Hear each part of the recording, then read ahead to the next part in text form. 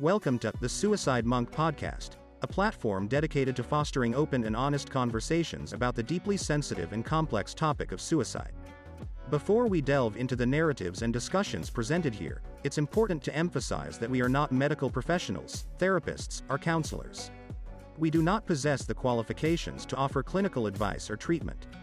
Instead, the Suicide Monk Podcast serves as a safe space for individuals to share their personal stories and experiences, all while preserving their anonymity. We encourage our guests to tell their stories anonymously, recognizing that privacy and anonymity can be crucial for those who wish to share their experiences without fear of judgment or exposure. Our mission is to create a supportive community, raise awareness, and promote understanding, all while emphasizing that seeking professional help is crucial when dealing with mental health issues and suicidal thoughts.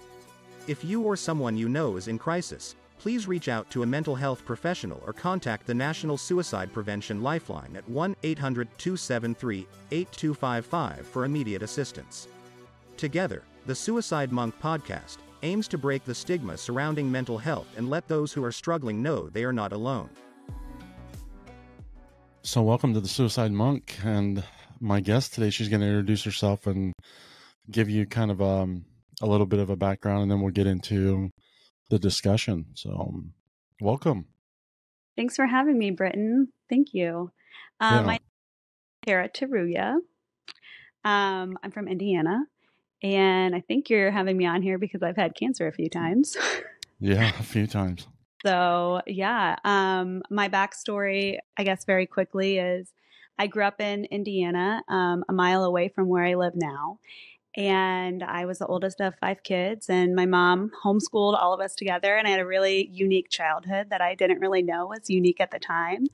And both my parents kind of found religion very early on in their marriage. And so building a family was really, really important to center it around Christ and Christian principles. And so I think that has a lot to do with why they chose to homeschool us, which definitely had some great benefits and also had some challenges. But I grew up really, really close to my siblings, and family was really important because they were kind of my only friends. Right. And so, yeah, so we had a really, really beautiful, intimate, relationship. And when I grew up and went away to college, I moved to California and was there for about a year. And then we had some things kind of hit our family that were really intense. My brother died at the age of 14. And so I moved home to be with my family and to kind of carry the burden of the loss and try to hold things together as long as I could, because I had 2 younger sisters and I still had a younger brother at home. And so that really helped shape my familiarity with death. You say you moved back home? Mm-hmm. I moved back home for a year. Where were you living? I was living in California. I was going to school in the Valley. Okay. Mm-hmm. Okay. You said that. I probably passed by that. That's okay. And so that was my first time of really facing death and having to think about those really hard questions and what happens when a life is taken way too early. And what do you do with that? And how do you process it? And for me, I was 19 at the time. And I really just remember looking at this thinking this has to matter. This has to matter. And it's not going to matter unless I process it and find a way to cope with it in a really, really healthy way. And so I tried to get involved in youth group and tried to do activities and things with his friends and kids his age and really be there for my family and talk about it and have pictures of him out. We really faced it, head on, but that doesn't really relieve the pain. That just makes you more familiar with it, Right.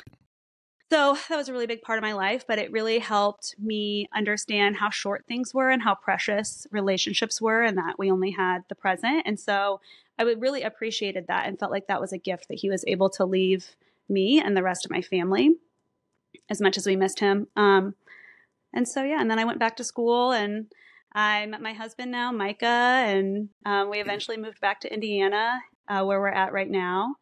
And we spent a few years, trying to figure out and get our footing as a married couple.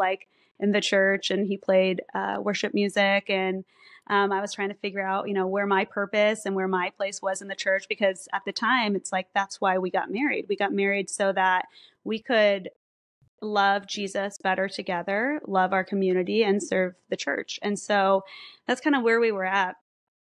And a few years into our marriage, I would have been 25, is when I developed acute lymphoblastic leukemia. And so that leukemia is really unique because it's acute, which means it moves really, really, really fast. And so if it goes undiagnosed, you can die within just a matter of weeks because it crowds out your regular blood cells. And so you die slowly, but quickly, if that makes sense. So it happens within a few weeks, but it's like a slow fade. And I was diagnosed with it in a very strange situation. So I was basically really tired, and I started like kind of turning yellow, like this jaundice color. And so my dad and my husband, Micah, pulled me aside. They were like, you need to go to the emergency room. Like, this is not normal. Like, you do not look well. And I'm like, no, I'm fine. I was working really hard, going a million miles an hour. Didn't really like notice the signs and symptoms of my body, and just was pushing through it. And so, my husband took me to the ER, and I was like, oh, this is a huge, inconvenience to my weekend. And that ER sent me to another hospital. And they went through several different things. And eventually they landed on like liver failure. They were like, you are in terrible shape. You're in liver failure. You're probably going to need a transplant. We're going to transfer you to another hospital. Well, I sat in that hospital for a few days, and I was progressively getting worse, and I wasn't able to get out of bed. And I was like almost like delusional. And they were like, well, yeah, we have to give you a liver transplant, but we can't figure out what's wrong with you. And we can't give you a transplant until we diagnose. And so eventually they said, hey, we're just going to review your results with hematology and oncology because it's the only stone that we haven't looked under. But we'll let you know. And within like 20 or 30 minutes, there were like, I don't know, 7 or 8 doctors in my room looking at me saying like, hey, you have acute leukemia. We have to start chemotherapy as soon as possible. We're transferring all of your stuff up to the cancer care center, and you need to make arrangements. And I was like, what do you mean I need to make arrangements? They're like, we don't really know like if you're going to be able to get through this. Like, we found it really, really late, and we're going to throw as much as we can like at you, but we don't know. So that was really scary. And that was the first time I had cancer, and I ended up in the ICU, and it was really, really scary. And when I finally got home, like several weeks later, basically they told me like the rest of my year looked like me going through a lot of chemotherapy, to try to get into a remission. And that type of chemotherapy is really unique because it's so intense that you can't go just to like an outpatient clinic, sit in a chair, receive a few hours of chemotherapy, and go home. I had to be kept overnight because it dropped my counts so low that they basically like bring you to the point of death. And then they're like, okay, let's fill you up with platelets and red blood cells, and like try to stay home and don't go anywhere and replenish yourself. And then once you're good at the end of the month, let's do this all over again. And so they did that for about like between 7 and 9 months. And then at that point, I like made a pretty decent recovery, and I was like, wow, I learned how strong I was. I learned what such an amazing community of people like I have in my church and in my family. And so many people showed up, strangers, people I had never seen before, to, help clean my house or, help pay for my medical bills. Or, I've just never felt so seen and so loved. And it was really, really hard. And I had some really deep moments with my friends and family, like talking about death because I had such poor statistics. I think it was like, about at the time with what they had, it was like anywhere between 25 and 30% chance of like survival. And so I had to really come to terms with facing, death. Well, you had to face that really early on. So Yeah. how did that weight play into your going forward? Because you're not given a lot of opportunity to make decisions for yourself, right, when your walls crumble that quickly. Right. It's like we're doing everything we're told to do at this point. Mm-hmm. How do you stop and say, is this for me? Right. Yeah. Well, I think you're so taken back by the reality of the situation that you're like, well, I don't really have a choice. And so the only way is forward. And even though it sounded like something terrible to go through, you find a way to like dig deep, and you find that you like have the strength, because it's like, it's this or bust, you know? Right. That's life or death. Mm-hmm. And yeah, it's life or death. But is that quality of life good?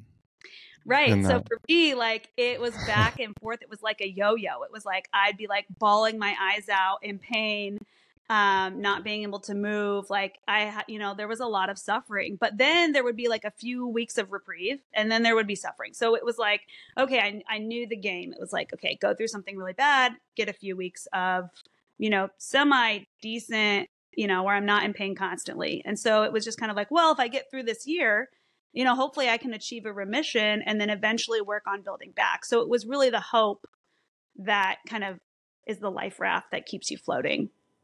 Okay. So there was hope in the fact that what they're telling you is like, you got a low percentage, but we're going to throw it at you and see what happens. It's like a shot in the dark, but yeah, somewhere in there it created you have this beautiful family that I'm acquainted with, and then you have this husband, and so were you able to, did you guys want to have children at that time? Yeah, we did. Okay. And the chemotherapy like lowers your chance of having children, like the type that I received. And so it was like, oh, this might not be an option for us the first time I had cancer, but it was like, you might be able to, but it might lower. It changed a lot for me, physically, of course, emotionally. But we, there's so much adrenaline in wanting to survive that you just find the strength, and I guess almost the excitement like keeps you going. Like, you don't really deal with any trauma because you don't have time for it. So your only thought is like getting to the next point. Right. And so there's a lot of adrenaline in that. And, there were so many intimate moments with people where it was like, I was able to tell them how much I loved them or how much they meant to me, or there wasn't any agenda when we hung out, because it was like, well, you might not be here. So just being in your presence is enough, like just soaking in someone's presence. And I learned so much about how much I had like neglected that time. It was always like, oh, if we get together, we have to do this, or we have to go here. Or, it was like people were just enough. Those moments were enough. It was like I experienced this really interesting space in between that allowed so much clarity of what mattered. And I didn't have to try to get that clarity. It was just there because we didn't know. So there's this weird, sweet space of the unknowing that allows you to understand what is really important to you. Because, I didn't have to think about retirement. I didn't need to think about earning money. Like, I didn't need to think about being productive. It was like my only job was to stay alive, and the moments that I had to just really absorb the most out of them. That's a beautiful statement. And I experienced this even in my walk, walking towards my own death. It's like everything becomes more beautiful. Everybody becomes more beautiful. You appreciate everybody more. You appreciate those hard moments, those difficult moments, but also those beautiful moments, because they solidify a relationship that you've worked towards. And everything does become more beautiful. Everything becomes more hard also. Mm-hmm. Very, very difficult because and then you're like, I'm going to miss that. I'm going to miss that smell. I'm going to miss that moment. I'm going to miss that person. I'm going to miss that thing that means something to me. And it just, everything becomes, it's almost, you enter into a euphoric state of beauty and hardship. Yeah. It's like the deep, deep sense of gratitude that doesn't go away, where just anything is like amazing and beautiful. And then you ask yourself the hard question of, well, why now? Why not earlier? Like, why do I have to be facing like death, even though we're facing death every single day, right? Like, you're a day closer to it today than you were yesterday. And so it's everybody else listening to this, but we don't talk about it. And so we don't think that way. But it really allows you to live in that space of the present. Yeah. And that's do you still live in that moment? That So presence. one of the yes and no. So it's interesting because so I got better after that first diagnosis, and I had about like 6 months or so of remission, and I started, doing extreme sports, and my husband and I like really entered like the YOLO. Like we were like, oh, instead of just having Christmas, like let's go to the Smoky Mountains and hang out in a tent and, have Christmas in the middle of the woods. Like our minds were blown in terms of like that there were no rules we had to live by anymore. Like we could kind of just do the things that we always like wanted to do. And it opened this ability to be really creative with life and to see things really creatively after my first diagnosis. And so we had a lot of fun with just friends and family doing things, having unique conversations, like just really living life in the moment and the way we wanted to. And I'm so sorry. I lost my train of thought. Chemo brain is a real, super real thing. Yeah, no, that's okay. I feel like you asked me a question and I was going somewhere with it and I dropped it. We were talking about the relishing in that. Yeah. So fast forward to now, and I've had cancer 2 more times, and things have radically changed from that point. And I would say yes. However, what happens when your present is full of suffering and pain?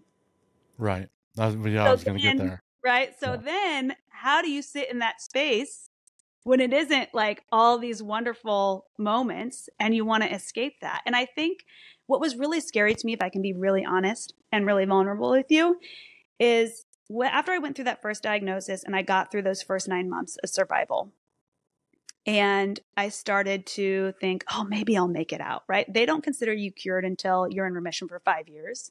So I had 6 months after that first year where I was like, oh, maybe I'm one of those like 25% that gets to walk out. Like maybe I am, because I never have been a worrier, because I kind of had the philosophy like there is no problem until there is a problem. So I was scared, of course, but I was like, okay, I shouldn't be scared until it comes back. Okay. I'm not going to let it that anxiety take away from my present moment. There were moments after I finished chemo where we started to get back into normal life and we started to get back into a routine, and I started to go back to work and have to think about all the normal things that people think, like retirement. Am I earning enough money? Am I spending my time the right way? The future things. And I remember thinking, I miss cancer. I miss being sick.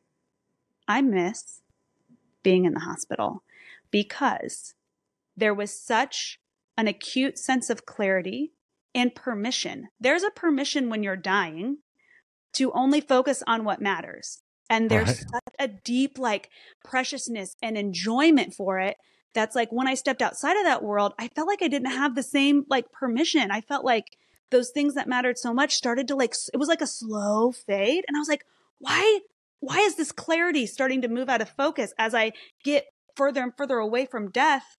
Like, it's like I was like trying everything I could do, journaling, like being in quiet spaces, being like, okay, focus on what matters, focus on enjoying the moment like you did when you thought you were dying. And it's like, I couldn't get back to that perfect spot. And so then I found myself like missing those really tender, intimate moments of when I was dying. And I was like, what's wrong with me? Like, why would anybody want to go back to that extreme pain? Was that from the outside people also? Like, well, she's doing better, so we're all back to our regular lives and those special moments. There could have been a little bit of that. That's a great point. I mean, sure. I mean, you can't live in that space forever, Right.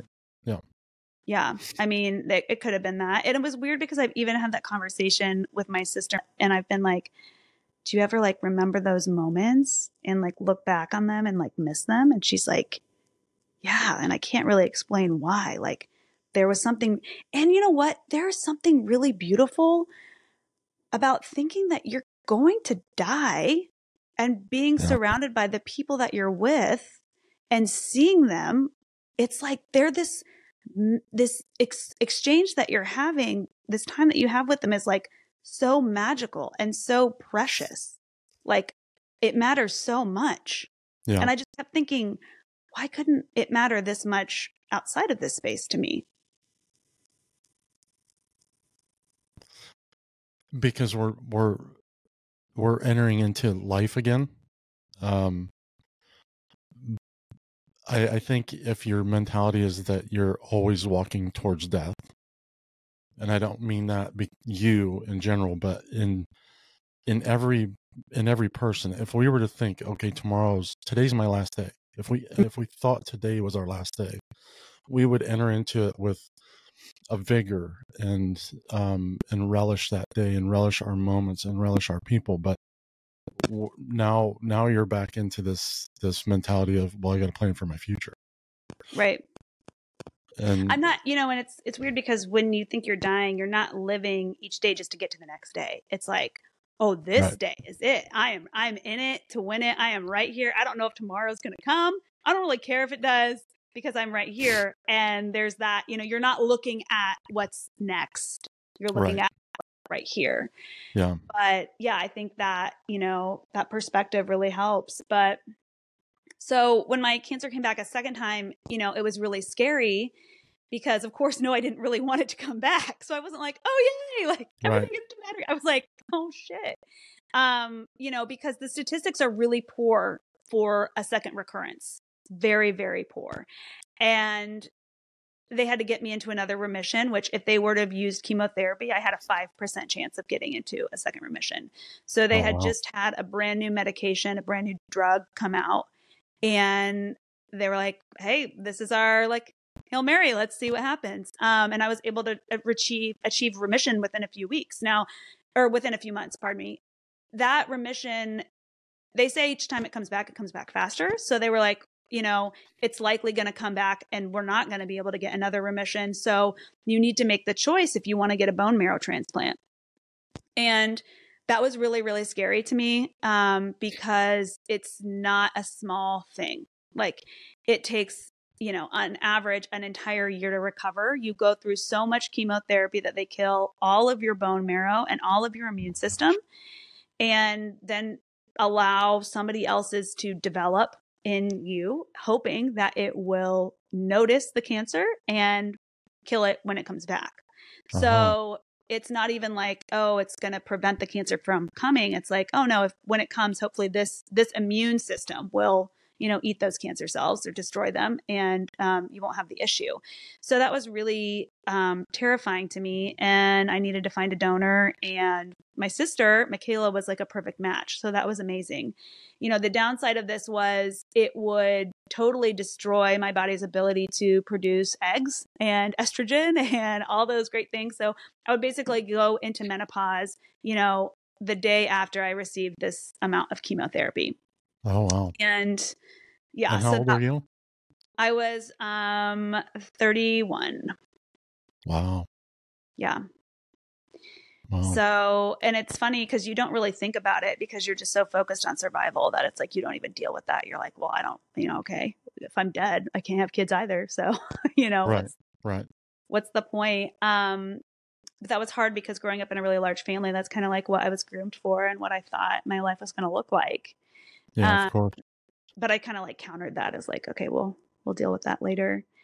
And, the transplant was really hard. It was really hard on my family. It was right in the middle of COVID and, right before the vaccine came out. And, you already have to be super cautious as a transplant patient.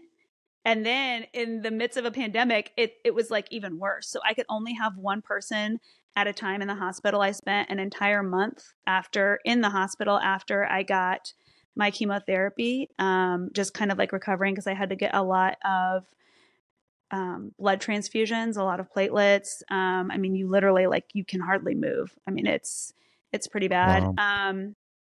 And then I moved to a place just 10 minutes outside of Indy because you go for appointments every other day to get your blood drawn and they have to make sure all your organs are functioning and things like that. So we spent a couple months in isolation and that was really, really hard to not see, a lot of my family and friends during that time. But I made an amazing recovery. And my doctors were like, wow, we've never seen somebody make such a quick recovery. So, I got the transplant in April. And by August, September, I was running again, which was crazy. And I was lifting again. I was cooking and I felt so much better. And I was like, wow, I made another recovery. Like, this is great. Like, I really know what matters now. Like, I'm really focused. I decided to go back to school in the middle of all of this online and get my master's in health administration, because I'm like, I'm going to switch careers. Like, I don't want to be drinking wine with the top 2%, like, helping people, find fancy bottles for their cellars and things like that.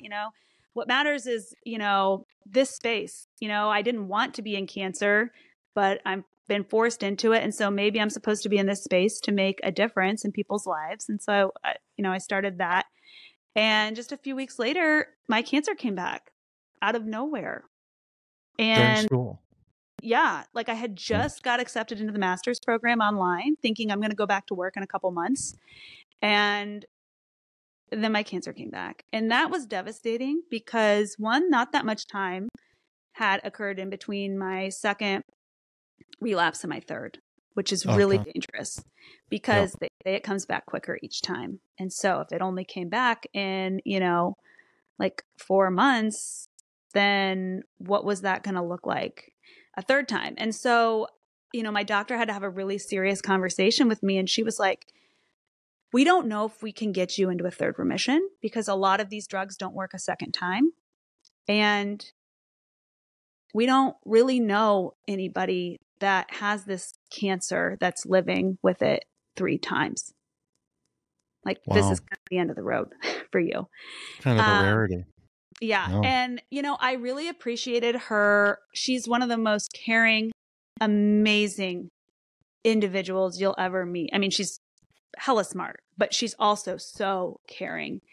And we had a really, really honest relationship. Like, she wasn't going to hide the facts from me. And I think a lot of people, when they're in this situation, they don't really want to know what they're up against. And I wanted to know every statistic. I wanted to know how long it would be. I was like, I'm going to face this head on. Like, I want to know what I'm dealing with. Like, what's my chance of living? And it was like under 10%.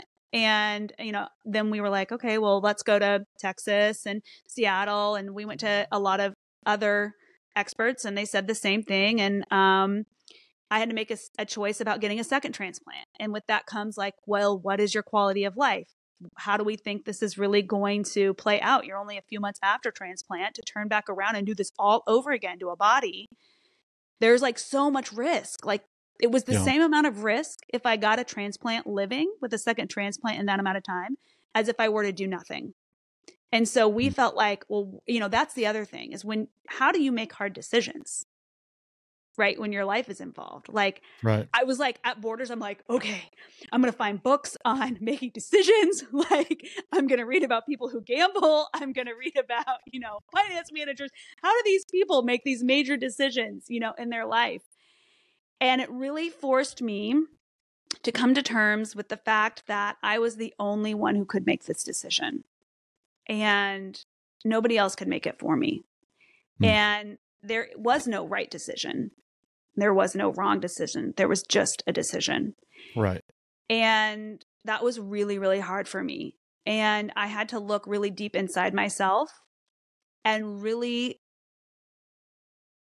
access my intuition and really try to decide what I wanted and make that decision and stand by it. Because I'm like, well, if it comes back, I'm going to be like, well, what if I would have gotten the transplant? Like, if I get the transplant and I suffer a terrible quality of life and I go into organ failure and die, then I'm going to feel like, well, why didn't I just wait? Like, there was really no doctor was going to tell me what to do. I just wanted them to tell me, you know? And so, so it really forced me to have to make that decision. That was the hardest decision I've ever made in my life. But we decided not to get a second transplant. And here I am. And how long has that been? That's been almost 2 years. And they gave me 6 months. So wow. Yeah. Wow. So you are in remission, and this I am in remission. Other than the after effects of now my quality of life. Yeah, that's right after I got a third remission, is when my graft versus host disease started. And that's a disease where your new immune system attacks your current immune system. And that transplant started attacking me. And it's been attacking me ever since. And so I have a lot of acute and chronic symptoms. I've had like at least 6 surgeries since that point. Like I go down to Indy every single week. You know, I see multiple specialists. I go to Cleveland also. I'm like a full-time patient. Yeah, I understand that. I've not gone through it as long as you have, but I have been a full-time patient for short stints of time. Right. It is not fun. It sucks. It sucks bad. Yeah. There's actually no words for it. No. Every time you think about going to the doctor, for me, it just created anger. I was so frustrated and so tired and having to sit there for so many hours and so much fatigue. Wait. Oh, it's like terrible. Mental and physical. Yeah, it's terrible. It takes a little bit of your personhood away each time, and you feel more and more like a robot or like a piece of cattle. Yeah, you're getting poked and prodded all the time to try to figure out what the problem is. Right. And it's like, or how to fix the problem, or how to move forward. And it's a nightmare. It's just a constant nightmare. I mean, I've done it long term over 30 years with diabetes, and that's caused a lot of problems, but definitely not in the realm of what you've suffered but physically. Your pain is your maximum amount of pain for you. And it is just as intense and painful and hard to live with it as mine is, because I can compare my situation to other people who have like lost their legs or limbs in transplant, or they're in a wheelchair. And I mean, I had to go through a lot of physical therapy, but I'm not in a wheelchair. Right. And like I could point to that and say, well, like, be grateful, Karrah, that's not you, but that doesn't take away from the pain that I'm experiencing. Exactly. By comparing to somebody else's. Right. And that's kind of the point of this podcast is every voice matters. Every story matters. Just because it's not as bad as mine or as bad as somebody else's, it does not mean you don't have a voice. It doesn't mean that you don't have something to say. It doesn't mean that you can't feed somebody else's life with even the minimal trauma that you may have experienced in your life, and it's not minimal to you. Like, right, that's exactly. It's a big deal. And then we compare our stories, and then we try to talk ourselves out of it. Well, like, see, it wasn't really a big deal that your parents yelled at you when you were 5. Like, they weren't beating you. So, we have these internal dialogues in our head. And for some reason, it's so hard for us to allow these situations to just be as they are, which is painful, and to sit with that pain, because maybe if we sit with it for a second, we can then metabolize it. But if we don't allow ourselves that space to sit with it, we never get to transform it or do anything with it, because we're in a constant state of denial, but we're so afraid to sit there. It's like, well, of course you can't move past it or do anything with it, because you have to hold it first. Like, you have to see what you have. Yeah. And I think, like I've held my trauma, rage, anger, whatever. I've held it poorly over my life. I think now I'm holding it, and I was talking to an interview I just did. She knows me fairly well, and she's like, maybe your rage is turning, like, all this sadness that you feel, because I can't control, like, I'll start talking about something and I'll just start bawling. Especially if it's like my family or grandkids or kids, and the trauma I've created, or even something that's happened to me. It's just uncontrollable. It just happens. But what she thinks is my rage is actually morphing into that sadness. Like, I don't like that rage, so I'm not putting it out there in a way that I used to. I hold that very, very differently than I used to. And it does make sense. It's like all this stuff is now kind of morphed into this sad state, which I would call low-grade depression. Like, I have all the time low-grade depression, and I'm okay with that because it's manageable. Like, all that depression and all that trauma, all that stuff is just manageable now, and I can get out of bed and I can move and I can do work and I can think through it, even though I'm still have this thought process. This underlying thought process is still happening. I'm now able to function on a 75% level, which I've never been able to do. That 75% was always depression and anger and rage, and it controlled everything. And that 25% was, well, I felt a little happy today. I felt a little joy today. I felt a little this today. And now it's like, no, I'm pretty much even keeled and level and happy and joyful, but I still have this low grade depression. I've still done the things that I've done to get me where I'm at. That doesn't change the story. It just means that I'm okay with who I am today. That is which so is weird. Yeah. No, but there's this pressure and this idea of like what happiness should be like, or when someone asks you how you are, how you should be. And it's okay that we're not okay sometimes. It's okay to have sadness. It's okay to have anger. It's okay to have depression, just like it's okay to have joy and excitement. And it's like none of those feelings last forever. The good ones last forever. The bad ones don't last forever. And I think one of the things that I've really learned that my therapist shared with me is she was like, you tend to categorize your emotions as like, oh, this is a good one or this is a bad one. And she's like, what if you started approaching them without any judgment? And I was like, well, no, of course it's bad to be depressed. It's bad to be angry. It's bad to be sad. She's like, but what if it wasn't? Like, I don't think it is. Right. And it's like, bad. These are just feelings. They're not good or bad. And causing us to categorize them causes this avoidance. And the body does something with those emotions, right? Like it stores.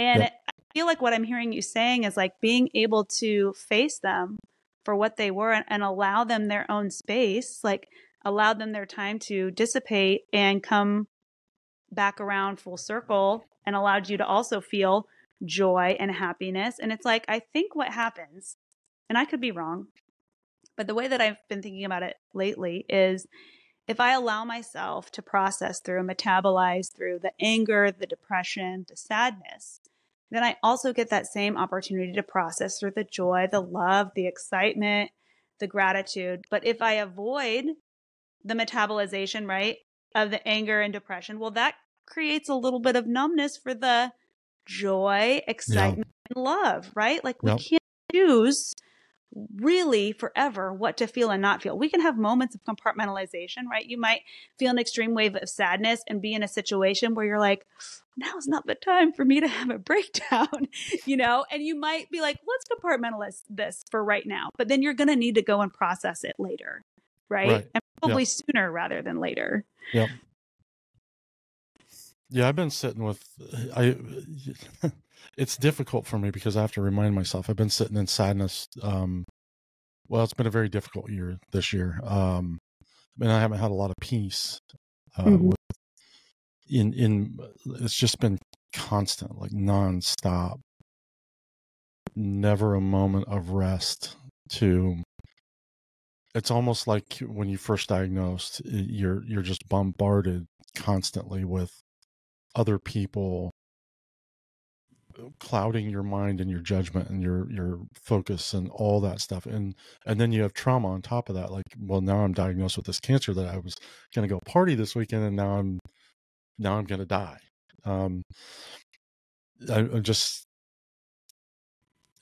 I've one of the things I've entered into is like exactly what you're saying.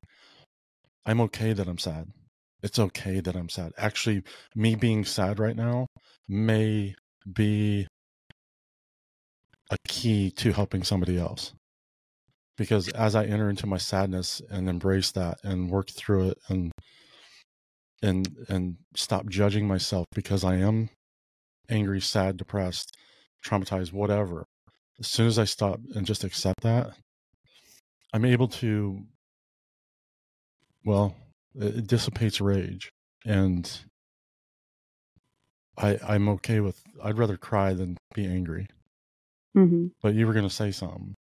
Well, one, I think it's okay to be angry too. I mean, anger is such a great indicator. It's like a thread that if we pull is going to take us somewhere inside of our bodies or inside of our minds, and it's going to expose it to something that we probably need to bring attention to. Like anger inside our body is like a child screaming, like, see me, notice me, like pay attention to this. And so I feel like sometimes it's okay to pull that thread and see that for what it is. And I think too with sadness, like, I like being sad. There's like joy and sadness really, really sit next to each other. I feel like. I think you're right. Yeah. Sometimes I'm like, am I experiencing an extreme euphoric feeling of happiness, or am I really sad right now? Like, I can't tell. And I don't need to decide. I'm just going to allow that wave to move through my body and feel whatever this moment is, because what it's causing is me to be present. It's causing me to be here right now, right? And you're experiencing that really intense state of mindfulness of being there. And you said something about maybe this sadness is helping me help others and process. And there was something introduced to me like several months ago when my like pain and depression and things were like really becoming like really too intense to hold. And so I was reaching out for like anything, because I mean, I was definitely like suicidal. Like there were times I would wake up and I would be like, I don't want to be here. Like, I wish I wouldn't have woken up. Like, I wish I had the courage to like drive my car into a tree. But then all I could think of was like, failed suicide attempts are very expensive. Yeah. And there's a lot of them. Right. And then I feel so guilty because I'm like, I worked so hard to get here, and so many people did not have the privilege. How am I, how did I get here? Of this lack of, gratitude. And what it was like, I had to process through a lot of physical pain and a lot of emotional pain that kind of got left to the wayside when you're in the adrenaline of just getting through it.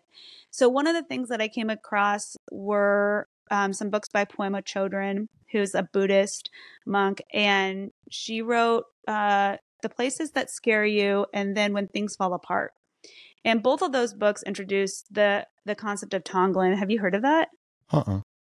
So it's this idea that Tonglen. Yeah, it's like a Buddhist kind of principle. I'm still learning about it. So I hope that for anybody who's listening that knows about it, I hope I'm explaining it correctly. But the idea is that you experience like this pain and suffering, and this pain and suffering that you're experiencing, you can kind of channel or use to bring more love and empathy, not only into yourself, but into the world. And so the idea is that when you're experiencing this, or you see that, you breathe in the pain and you breathe in the suffering of everybody else. Like, so for me, it's like I was experiencing a lot of this pain and suffering, and I thought about other people, other relationships, not just in cancer, but other people who didn't want to be here, thinking about them and breathing all of that pain in, and then releasing out love and compassion. And you can do this one-on-one with someone specifically who's struggling with it, or you can do it with yourself. But it was like, it's a meditative, like prayerful principle of kind of rechanneling or utilizing that. And they really believe that it does go out into the world and brings healing to others, and how is that really any different than a prayer, right? Exactly. When we're like, we're going to pray for these kids in Africa, or we're going to pray for this or that. Yeah. It's like, except this is like to me, a more deeply connected way of praying, because you're asking to take in and take on that suffering, right? So I'm already experiencing it, or I'm not, and I'm asking for more of it to take that in, and then I'm releasing it back out, but releasing it, transforming it. I'm metabolizing that pain within my body as love and compassion, and then I'm sending it back out. And for me, that was a really powerful practice in certain moments where it was too much for me, that I was like, okay, I'm going to take in more. We're going to metabolize this as something really, really good and send it back out. And so, I don't know if that's helpful, but. No, it is actually. That's kind of how I'm. You're doing it without even knowing. Yeah, it is actually manifesting in a way that is not intentional for me. It's actually the shift in who I'm becoming. Wow. So I've always related it to, I'm kind of like, have you ever seen The Green Mile? It was written by Stephen King. It's about the prison. Mm-mm. So there's the metaphor that I would use here is the one prisoner that was incarcerated, big black man. I think it was based on a true story back in the 30s to 50s, somewhere in there, maybe the 20s, something like that. But he gets incarcerated basically for something he didn't do. Well, he was found holding two twin girls that were murdered. Basically, the premise of who he is he absorbs people's disease or pain or suffering, and it makes him sick for a time. And then he releases it, and it comes out in out of his, in the depiction of the movie, it comes out as this black cloud of of like flies and bugs or whatever. Like the disease, he absorbs it and then releases it because he has that ability to do that. And that's how I've always kind of envisioned myself. Like I feel the world. I feel the suffering and the pain, and not as much of the joy, but I do see so much of the suffering in the world. I don't have to watch the news. I don't have to read the newspaper. I know exactly what's going on. Like I'm in tune with and I think a lot of people are, we just ignore it. Like I'm not special. I don't think I'm special. I think I've come from a place of suffering. So it's easy for me to identify suffering, if that makes sense. It's easy for me to pick up on the micro vibrations of somebody else's suffering and enter into that. But Wow. I'm kind of doing exactly that. Is like, I can't get away from my suffering. So why not embrace my suffering and then take my suffering and put it out in the world that makes something good? And I didn't do that till I started walking towards my death. Now, have I done that periodically in my life and made things better? Yeah, sure. But am I doing it intentionally right now? Yes, absolutely. We go back to that. Everything's more beautiful. Everything's more hard. But who do you want to be at the end of your days? Right. What do you want to be? I think that's amazing. I mean, I feel like what I'm hearing you saying is that instead of running away from your suffering, you finally decided to confront it and to experience it fully for what it is. And that is, I mean, that is so powerful and that is so incredible. And I think we need to hear that because it's not going to go away. You know, I knew that I had a long road of suffering ahead of me as a child. Like as a young 5 or 6 year old child, I contemplated my reason for life and I knew that things were going to be hard. Now, I don't know if that's because I was like hit with all this biblical, all these biblical principles and like these stories of, hell and heaven and, Right. I'm sure that played into it. But I mean, those were things that really, really plagued me. And so, but I didn't know that it would manifest itself this way. I had no idea. And I think running from suffering induces more pain than facing it, truly. And I think, that anxiety or that tension that we create with avoiding it truly does make it worse, because when you sit there and you stare at it and you sit with it and you feel those emotions associated with it, there is so much strength and power that you have to muster as a result that you didn't know were there to begin with. And so if you aren't to be approached with these challenges, how will you ever know what is deeply inside of you? And I recently read a quote in a book about obstacles, and he was basically saying like, oh, I pity the man that never has a challenge because they don't really get to understand their true potential. And so it's like, I'm not trying to be insensitive to other people's suffering. God knows I'm not, because I feel like I experienced a lot on a daily basis. Yeah, you do. But how do we metabolize that suffering and what do we do with it? Is really the bigger question. And there are moments that I have and I'm like, wow, I'm able to find a deeper part of myself because I have to face these. I'm forced to. And this is also so beautiful because then I get to connect with people in a deeper, more intimate way. The conversations I have on almost a daily basis are really intense with people because I just kind of feel like I don't have time for bullshit. I don't want to bullshit. Exactly. Yeah. And so the people that really can't handle the conversation, that's fine. We can dance around and talk about servicey issues and I can do that, but I'm only going to do it for so long, Right. Because I just feel like it's just not worth it. But I just love what you had to say about facing that suffering. And I wonder if more people were to truly trust themselves and know that they had that strength within them, like maybe that would help other people like that consider, suicide. I don't know.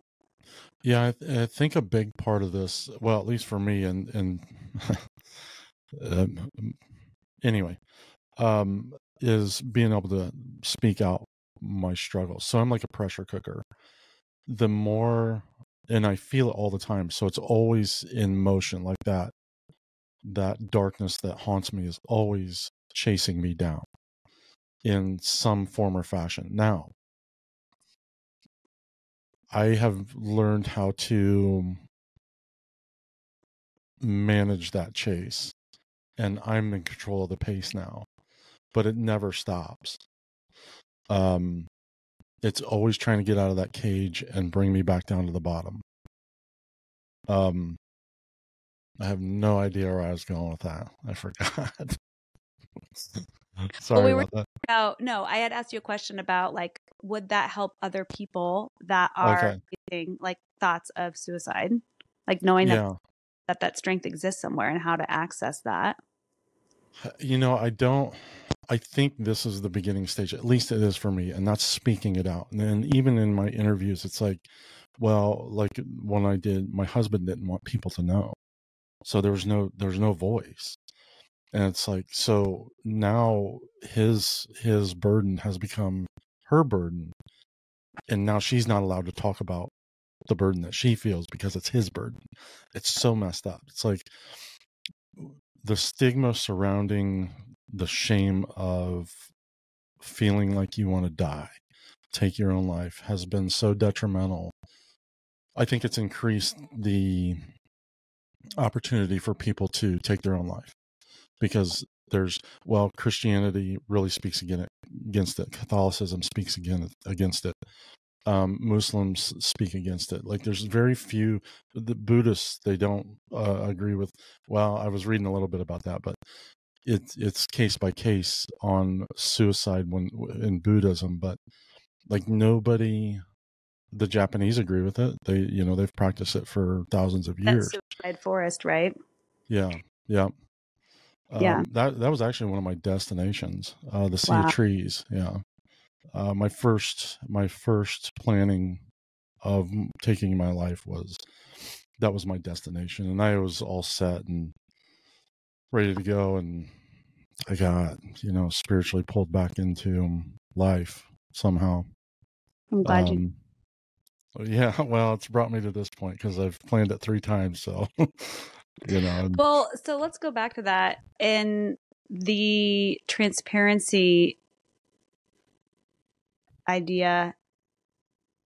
I think it's so important to talk about it, to talk about the uncomfortable things, to talk about the things that we feel like we shouldn't feel, and that we really need to stop shaming ourselves, for those feelings and shaming other people. And really, like, our question should be, why are you hurting? Or tell me about that hurt. Yes. Instead of, whoa, that's too much. You're going to go to hell. Like, don't even think about it. Like, don't even go there. And it's like, well, I am. And so now what would you like to do with this? Like I remember coming over to my parents' house for one of my birthday dinners, I think, or there was some special occasion going on. And my dad was like, how are you doing? And I just like slammed my head down on the table and I was like, I just want to kill myself. And he was like, what? And my mom like kind of got really uncomfortable and she didn't really know how to handle it. My dad was like, he took like a couple of deep breaths and then he like just came next to me and put his hands on me. He's like, this is terrible. I'm so sorry. I'm so sorry you feel this way. Yeah. Thank you. Thank you for not like going into some like sermon or preaching something about like how we all need you here. Why would you feel that way? I feel like that's the worst thing to hear. Why would you feel that way? Okay, so now I have to feel like I'm a bad person for the thoughts that I have instead of like just, he just fully embraced me and was like, I'm just so sorry you feel that way. And you know what? Like I felt so much better. I think because I got permission, like from my dad. And he's been through a lot, recovered drug and alcohol addict. And so nobody knows grace like my dad. And I think that's why he was able to just receive me. And I didn't expect that from him. Like I fully expected the hellfire and brimstone conversation, but I just got so tired of hiding it that my mouth just like vomited and was like, I just have been wanting to kill myself, Right. I got so tired from holding in the secret. And in that moment, I just felt so seen and so heard. And I felt a little bit lighter, like after that. Didn't change. Well, it doesn't, but it does relieve the pressure. Yeah. And that's the thing. If you can relieve the pressure just long enough for you to manage those thoughts and get through some of the, like what we've been talking about, is how do I embrace that? How do I sit in that suffering and not let it control me, but embrace it, and then, put that out into the world as something better than what I have experienced. Yeah. And that's beautiful. And I think that's the management is, you know what? And the same thing is, I'm kind of leery about this, but, I have some pretty poignant conversations with my son, very direct and to the point, and his suffering, I embrace his suffering, but it's also like looking in a mirror. And it's really important to know that, especially as a child, to know that a parent can sit with you and not judge you for. It's the most powerful a parent can do for their child. And I think, I'm not a parent, so I don't know. I have a very close relationship with my sisters and like really took on a motherly role. And when they hurt, my first reaction is to stop the bleeding. Like, where is it bleeding from? Right. How can I stop it? Instead of, trusting. And my yoga mentor, Jenny, told me this. She said, you have to trust that everyone is a self-healing vessel. And that was really powerful for me because it was like, okay, I don't want to cheat them out of an experience to know themselves and the ability to heal themselves.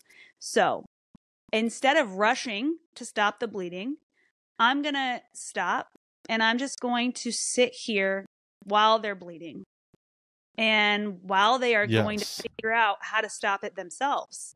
100%. And if they want me to grab some gauze and hand it to them, I'm going to wait for that indicator, right? Like, or you want me to grab the scissors? Like, how can I, but not rush to it, because I can't cheat them out of that experience for themselves, knowing that they are the ones that need to show up for them. Right. And that's what I was telling my son. It's like, he's active in his addiction. I'm like, stop. I was like, you're no longer a victim. If you want to change this mentality, if you want to change this path, then the first step is you are no longer a victim. You are the strength in your own life, and you're the only one that can pull you out of this. I can walk beside you. I can sit down with you. I can help you get up, but I cannot fucking carry you anymore, or anybody for that matter. It's not just him, not anymore. I mean, I'll always help my son and be there. The door's always open, but you can't carry people anymore. It's too much weight. It's too much weight for you.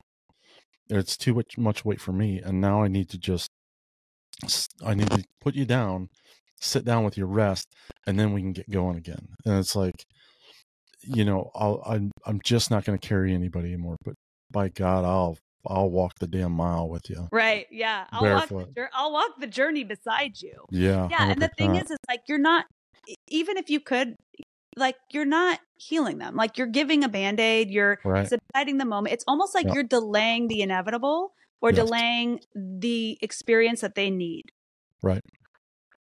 And maybe that's the hard part for, especially in counseling. It's like, we're trying to fix all this past trauma.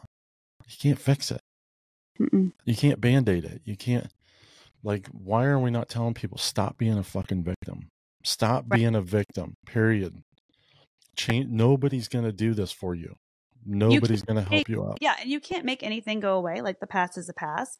What you can do is teach someone or give them the tools to allow them to learn how to operate within the handicap, right? Like, it's what you were earlier when you said, like, well, I've had to accept that, like, this feeling, this, like, low grade depression and darkness, it's not going to go away from me. Like, this is who I am.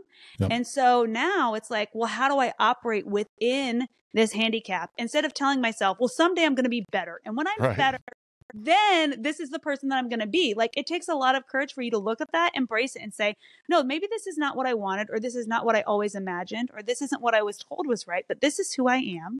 and I'm going to embrace it. And now I'm going to learn how to work within it. And now it sounds like you're in this place of discovery where you're like, maybe this isn't a handicap. Maybe this is a thorn in my side to experience some of this suffering and be able to cultivate even deeper compassion for people and awareness for who really need it. And then you start looking at that and you're like, wow, this was maybe never a handicap to begin with. I was just kind of told it was wrong because of my expectation. Like, of course, no, I don't want to feel depressed all the time, right? Like there's all kind, like we can all point to things that we wish we were or didn't have. Right. But when we start looking, like accepting them again, like goes back to the beginning when I was like, well, if you learn how to sit with it, then you can see it and analyze it and be like, okay, this is what I have to work with. What am I going to do with it now? How am I going to utilize it? This is the dirty clay that I right. I get to play with. Right. It's like so many times I like had to sit there and I was like, okay, this is my hand. Do I wish it was a better hand in poker? Yeah, but this is the hand I have. So what am I going to do? Am I going to complain about or am I going to play it? I'm going to have to play it, and I'm going to play it the best I can. Well, and you've done from my understanding, you've done a really good job of rerouting what, as you face death 3 different times, and you'd mentioned it a little bit early on, you put a lot of effort forth towards physically getting healthy, and managing all that stuff that was happening. Like a lot of people can't do that. They can't get out of, like, I'm hurt, so I can't lift my arm. Well, right. That, physical therapy. Well, physical therapist isn't doing it. Well, and that's because you got to do it on your own. Yeah. And you got to work, and you got to work through that pain, and most people can't work through the suffering and the physical pain.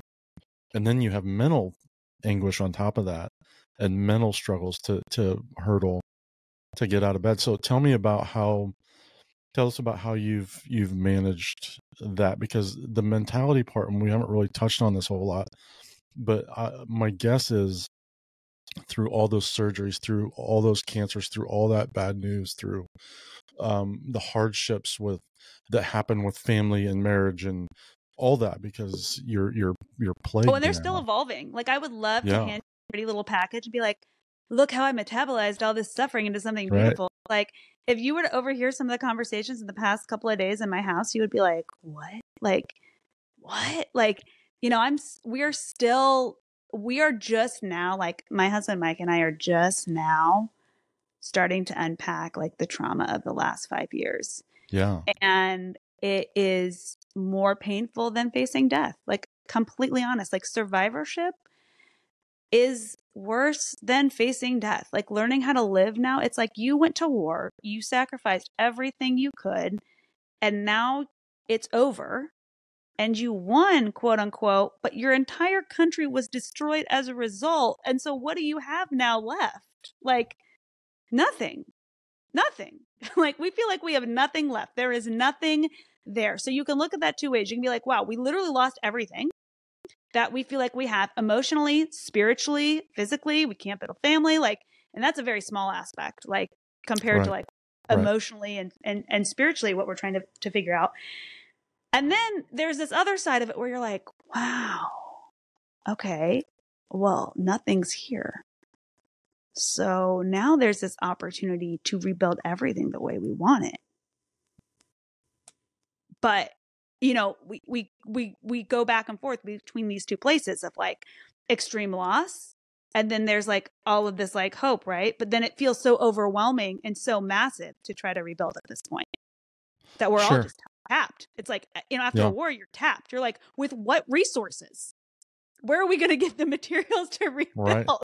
Like, just going to self-generate? Like, where's it going to come from? Wow. So what are your thoughts on that? Where is it going to come from? Is there healing in this process? I mean, obviously you have a little bit of hope. Yeah. And obviously so does he, because you guys are still working at it. And I'm sure there's good days in there, but there's 5 years of not only just 5 years of suffering, of going, I mean, it's taxing for both of you on this realm, but how long were you married before? We were married for 4 years. So you're really just getting into starting your life with each other. Yeah. Mm-hmm. And then this happens. And now you guys are what, 10 years in? 9 years in? We're 9 years in. Okay. Yeah. Mm-hmm. I mean, that's like having a sextuplets right out of the gate. I mean, it's like God, yeah. your whole life is like, now you don't get to, you're so caught up in taking care of your health that now you don't get to have a relationship. Oh yeah, that's gone. Like that, I mean, you know, and the reason why I'm trying to be honest about this is not to like overshare, but to also bring awareness that for people that are in this situation with a spouse, these are the things that people don't talk to you about. They don't talk to you about survivorship because your oncologist is so focused on you surviving that once you survive and you're in remission, they're like, okay, great, check. Like nobody having resources on what to do in the aftermath is really hard. And we've, you know, had this 3 times in 5 years. It's been nonstop. 2 years ago when we thought I was going to die, which very well, like I mean, I get tested all the time because I'm at such high risk. So I'm not saying that this can't happen. Like I'm not out of the clear. Okay. We're learning how to operate within that space. He quit his job to work from home, and do bookkeeping so that he could take me to my appointments and that we could spend time together and have all of that time together because we were like, oh, if we only have 6 months, what's the most important thing? Well, it's time together, you know? Sure. But he also became my full-time caretaker. And so, you know, we moved from a romantic relationship to all of this stress, to friends, to partners, to now you're my nurse. And now I have to like nag you for everything. And now you have to worry about me dying. And, you know, like stress really takes its toll on the romantic and intimate relationship side. Yeah. And so now we're looking at each other and we're like, okay, well, where did that go? Is there even a chance that we can cultivate it? Because I also went through a huge physical transformation. Sure. Yeah. You know, like I did not look the same. Like I gained like 60 pounds. I stopped being able to physically go places. Like when we had to like stop hiking and stop walking and like stop running, like that really was hard because that was a huge way that we connected. And, you know, yeah, I don't have any answers. Sure. I know that there's this, you know, it's like you have to have hope for something better, but you also have to sit in the reality that this could be the rest of your life. And so what are you going to do with it? And how do you maintain hope, but also like the understanding of truly being where you're at and being present. But then when you're present is like kind of shitty, how do you still sit in that? I don't really know. But we're trying to do that right now. And that's fair. Do you guys have the resources available to you to manage that? Yeah, I think so. I mean, we have a really strong community. And we're really lucky because we have really good friends, you know, like I shared with a few friends this week of kind of just the reality of like how hard things are. And, you know, where do I go from here? And, you know, the conversations that we're having to have. And, you know, I was met with so much acceptance, so much compassion, so much understanding. Nobody trying to like change the situation or trying to like, well, let's look at it this way, you know, like, let's look at it differently. It was like, oh, this is how you're seeing it right now. Like, this is really hard for you.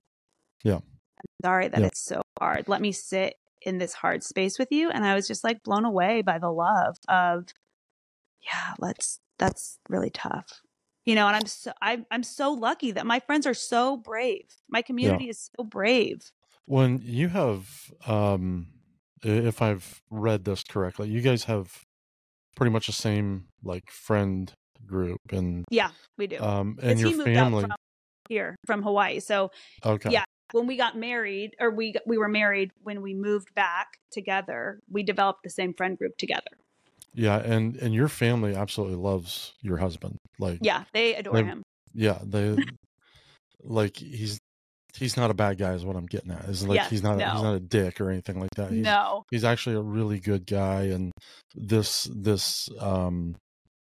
events in the last 5 years have really taken its toll on you and him.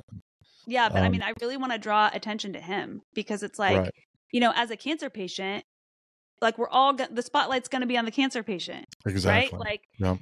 the spotlight's not on the caretaker, not on the husband, like not Ever. on the person that's like the sounding board. Like he is the absorber. So like, I'm not yelling and screaming at my sister who's been my, transplant donor. I'm not yelling and screaming at my friends. Like, who am I yelling and screaming at? I'm yelling and screaming at my caretaker, who's also my husband, who's also my best friend.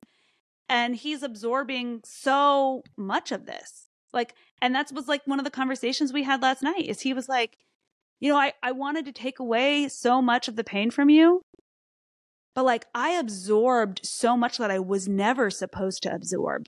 Yeah. And I didn't do what I needed to do to take care of myself. Because all I could do was see this massive amount of your pain that you were in. And I was going to try to absorb whatever I could for as long as I could. And I did that way too long. And now I'm having to deal with the consequences of that. Yeah. Yeah. And it's like, that's hard for me to hear. First of all, it's very brave of him to say, because he's telling me, the cancer patient that's already like having to deal with this like disease that she doesn't want, basically have her husband tell her that, he's in this terrible spot because he saw how much pain she was in. And then there's that relationship, right, where you're like, okay, like, and I imagine people who deal with suicide feel the same way. Well, if I tell you this, then what is this pain going to then do to you?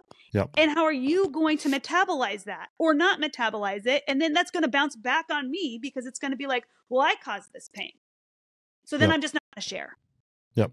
And if we trust that somebody is a self-healing vessel, then we can trust that they are going to either receive it the way that they're supposed to, or decide to leave some of it outside of themselves if they have to also. Yes. And we have to trust that people can make decisions for themselves regarding how they're going to heal and how they're going to metabolize pain and suffering. Mm-hmm. Yeah. Yeah. So it's like, oh, go ahead. I was just going to say, so it's like, yes, what he said was true. And that's awful. But also he made that choice. But now he's making the choice to heal that. And he's, looping me in on that and telling me that. And I'm just so grateful that we're able to have that conversation. Like, that's a really hard conversation to have. Well, yeah. And when the communication stops, so does the relationship. I mean, period. So as long as you have some sort of communication, and I mean communication, I don't mean yelling, arguing, getting pissed over everything. It's like, and this isn't for you, this is for people out there. It's like, but when you choose to be vulnerable and expose the inner depths of your pain and suffering, at least what it looks like to you, to somebody else, then there's opportunity to heal. Without that communication, there's really no opportunity to heal. It's really just to move in a different direction. Yeah. And hold resentment. So I have a friend, and I love this statement. I've said it a few times, especially recently. I've lost several friendships this year due to circumstance, not to death, and she's like, and I'm a person who plays the tape. I'm like, what did I do wrong? How did this play out? This is what I did. Did I really do anything wrong? Why are people acting this way? Why am I a target in this? And it's like, she's like, well, the way I see things is that they serve their purpose in my life, and I don't need to be mad about that. It's actually taken a lot of judgment out of it for me. And I've served my purpose in their life. And I find that so beautiful. Like, that is so beautiful. Well, yeah, now I'm not angry about the end, because, that 12 years or that 30 years or that 5 years, that was a good friendship, and it was beautiful. And this ending was not so good.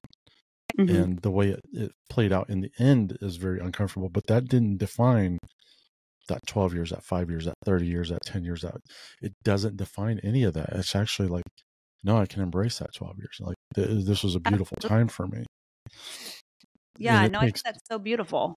Yeah, and we're so judged on, so many times we're judged on a single event in our life that defines a relationship. And it's like, well, that's just one event. What about all the other good stuff? We always forget about the good stuff. Don't throw it out. Yeah. So I'm just like, I'm really embracing that for myself. And I'm like, because it's hard for me. I feel rejected. I feel abandoned. I feel all these things that I felt when I was a kid. All that shit comes right back to the surface when when something goes wrong. Even when somebody confronts me about something I've done wrong, or unintentionally, I'm like, I really fucked up. It's like, no, you didn't really fuck up. It's just you made a mistake. One mistake that looks very similar, that drew out the similar feelings of something you did 30 years ago. That's not the definition of who you are. Yeah, it's like pulling on a thread. Yeah. I love that term, pulling on the thread, the anger thread. It's like the puppet master of strings, and you are your own puppet master in a lot of ways. And things do get out of control sometimes, but if you're the puppet master, you have the ability to mend the things that are going on in front of you, and not let them be the definition of what used to be. So, you have the here and now, that may have happened in the past, but ultimately the past is not what determines what happens right now. Right. Like, we are what determines what happens right now, even in spite of what has happened in the past. Yeah. Even in the midst of how it's formed and shaped us. Right. We tell change. Ourselves that story that, because this happened, it's going to happen this way, or it determines, like, we've already allowed, like, we're allowing the past to, like, write this story, when it's like, that's not true. Like, what writes the story is, like, what's happening right now. Yeah. It's just, those are evidential pieces that say, if you do this, this is the result. Yeah. But the evidence, okay, now I have the evidence. Now I can say, oh, well, that doesn't have to be the result. Now I can reroute and make this something different. Yes. I like how you use the term evidence, like the past is evidence. Yes. It doesn't dictate, but it can be evidence for what you choose to do. Right. So how I want to go back to your husband a little bit, because I think that's important. And we don't put enough emphasis on those that stay by us, that stand by us, that walk with us. And I find this in my own life, as I look back and I'm walking towards my own death, it's like, I didn't think I had anybody there, but the reality is I had many, many people there. I just had blinders on, and I didn't see the value of it. And that's the detriment of who I am. The beauty of who I am is what I've become and what I am becoming. But the detriment is that I didn't see the value in those people that stood by me for a long period of time in my suffering. So, let's go back to Micah and recognize some of those things that he has done for you, because now we're starting to enter back into the present, the moment, the beauty, because you guys have gone through all the suffering. You're kind of on that other side. You're on that. Well, you're not on the other side, but it would appear, right? Yeah, you're entering into it. Yeah. Even though it feels like it's only just started, because we're recognizing it and we're seeing, like, we've had this hope, like, well, when you're better, this is the life we're going to have together. And so we had to have that really hard conversation a couple weeks ago, as I was like, this is our life. And it might not be our life forever, but it looks like that it's going to be. And things get worse. Like, I'm on prednisone, I'm off prednisone. And for those of you who don't know, like, this is a really intense steroid that degrades your muscle development and prohibits the forming of new muscles. It makes you very emotional. It makes you suicidal. It makes you depressed. It makes you angry. It makes you lash out, but it also saves your life. And so, so I have this, like, medication that's inducing this behavior that is extremely inappropriate at times. And, like, he's having to absorb that. And, I'm constantly having to add new specialists. I have more specialists and more doctors seeing me than I ever have in my entire life. And if he wants to stay with me, that's what his life is going to look like for the foreseeable future, for right now. And I'm not saying this to be hopeless and be like, oh, I have no hope of being cured and living a normal life again. I'm saying this because if I don't sit with what's really happening and can't really look at it, how am I going to metabolize it and pick it up and use it? And so if this is who I am, much like you had to come to terms with, if I'm just going to be depressed all the time and have this feeling of darkness, how am I going to use it? Now, of course, you want to hope that it will get better, but you can't put all of your eggs in the hope basket, because then that causes you to stay out of the present, because you're like, oh, I'm not going to be here because I'm hoping for a better moment ahead. Right? That's not appropriate either. And so we had to have that conversation of like, do you want this to be your life? It's okay if you don't want it to be your life, because the position that he's in, like, he's having to give a lot up of his identity. He's having to give a lot of his time. He's having to give a lot energetically, emotionally. Like, we live a life where he was like, well, it's just hard for me to plan because I just don't have a normal week. And I was like, the fact that you think you're entitled to a normal week, I was like, that's a huge disconnect right there. I was like, at any point we'll have to have an unexpected ER visit or a hospital visit, or, I'm bleeding here, and so we've got to go to the ER, like I said, that's going to be your life. So you have to learn if you want to accept that. And I think that's really hard for him, because he sees, he has this idea, right, of what we both thought we were getting when we got married. Yes. Yep. And it's not what we thought. I always thought I would be the caretaker. I'm an amazing caretaker. I'm the oldest of 5. I'm like the mother hen. Like, I just always thought I would be on the other end of this. To be on the receiving end is really hard, because I'm the one constantly in a vulnerable state. Yep. It's terrible. So, and it's like, it's hard for him, because it's like, do you want to live with somebody like that you constantly have to take care of? And now we're having to assess like this romantic part of our relationship and be like, okay, are we going to be able to ever get this back? Or are we just going to be stuck in this like caretaker friend role forever? Are we going to be able to cultivate, that intimacy? Now we have intimacy, like we have deep conversations, like we are emotionally wide open. Like there's nothing at this point that hasn't been said or exchanged or shared. Right. And that's really powerful, I think. And that's really amazing. But I still feel like, we're in the middle of this, and it's so hard for me to look at him and look at all of his potential and see that my illness has like taken so much from him. Like, of course, yes, at the end of the day, did he make that decision? Yeah. But I still, like, because of my situation, I still took, and I'm still taking a lot. Yeah, you said something. I listened to your interview, and well, I don't love it, but I like the way you put it. And I think it was something along the lines that cancer is still taking from me, even though I don't have it, or it's still. Yeah, it was something really similar to that. It keeps taking, even though it's not present. Yeah. Which is interesting. Because it's still taking, but you still have that past that your guys are trying to work through. Right. So it's still taking more than what you can afford, really. Right. And I think, what's hard is I used to see the situation as very black or white. Either I like sit in the pain and the reality of what's happening, and that is victimization. Or I compartmentalize it and I hide it all, and I just decide to be really grateful to be here. And then that's good. And I think like what's hard for me to accept is neither one of those options are right. Right. They're not good solutions. Like they might be good for a time. Yes. But I have to sit in this space where it's like I have to be honest about what I'm facing.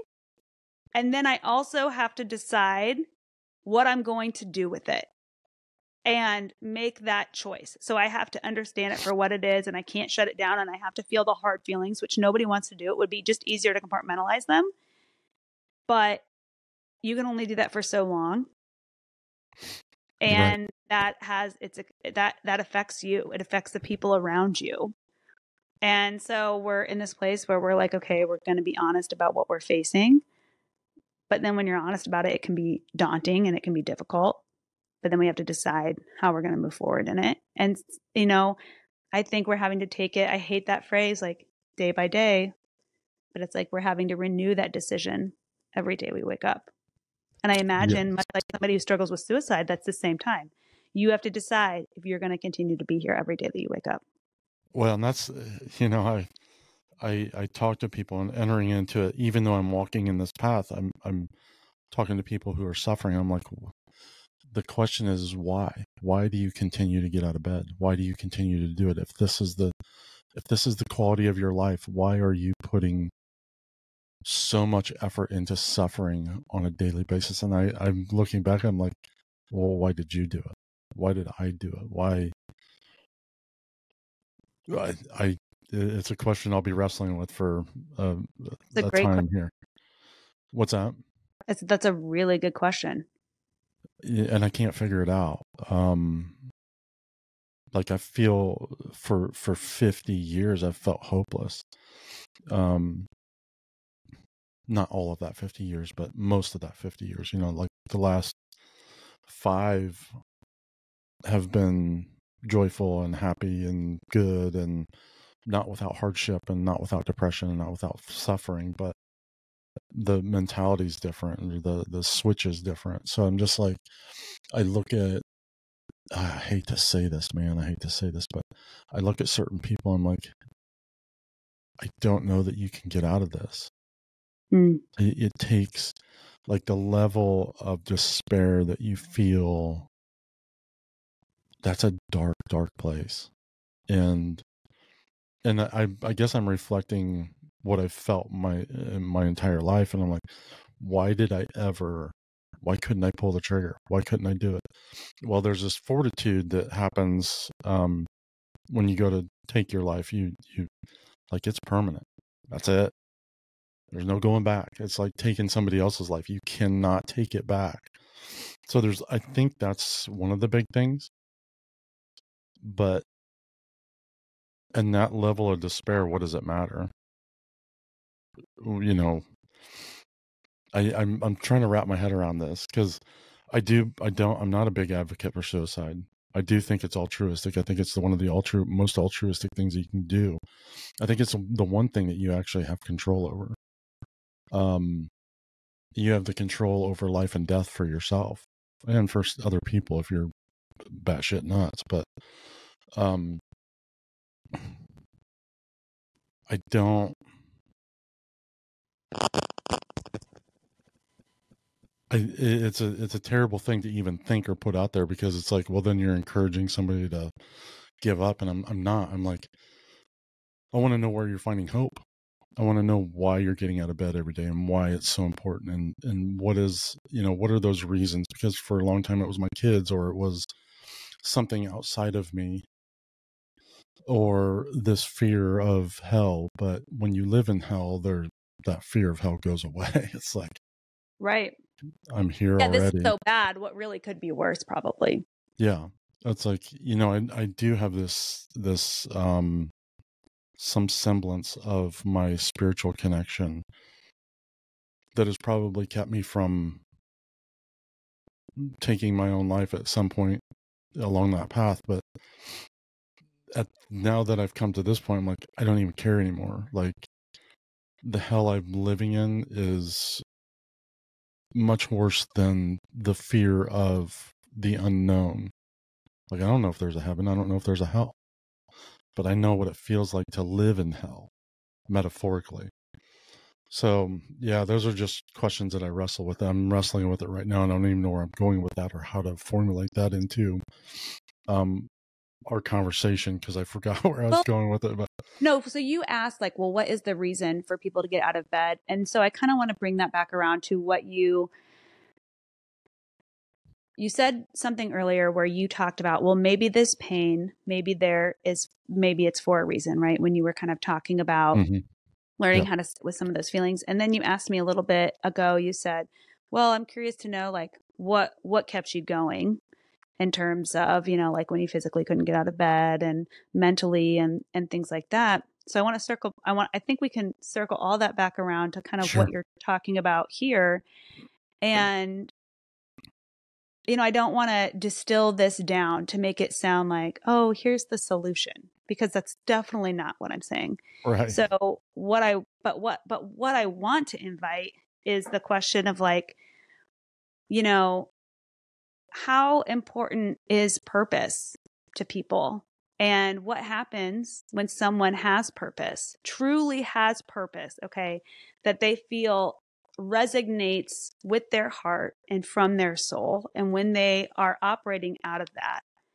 And, I think purpose is really, really important. And I could hear something in your voice when you talked about like the purpose or meaning behind some of these feelings and some of the suffering for you. Like there was like a light that went off. There was like a love like out of that. And, for me, like getting out of bed, I had to find a purpose, and I had to meditate on things that I felt like that I was created for or that was important.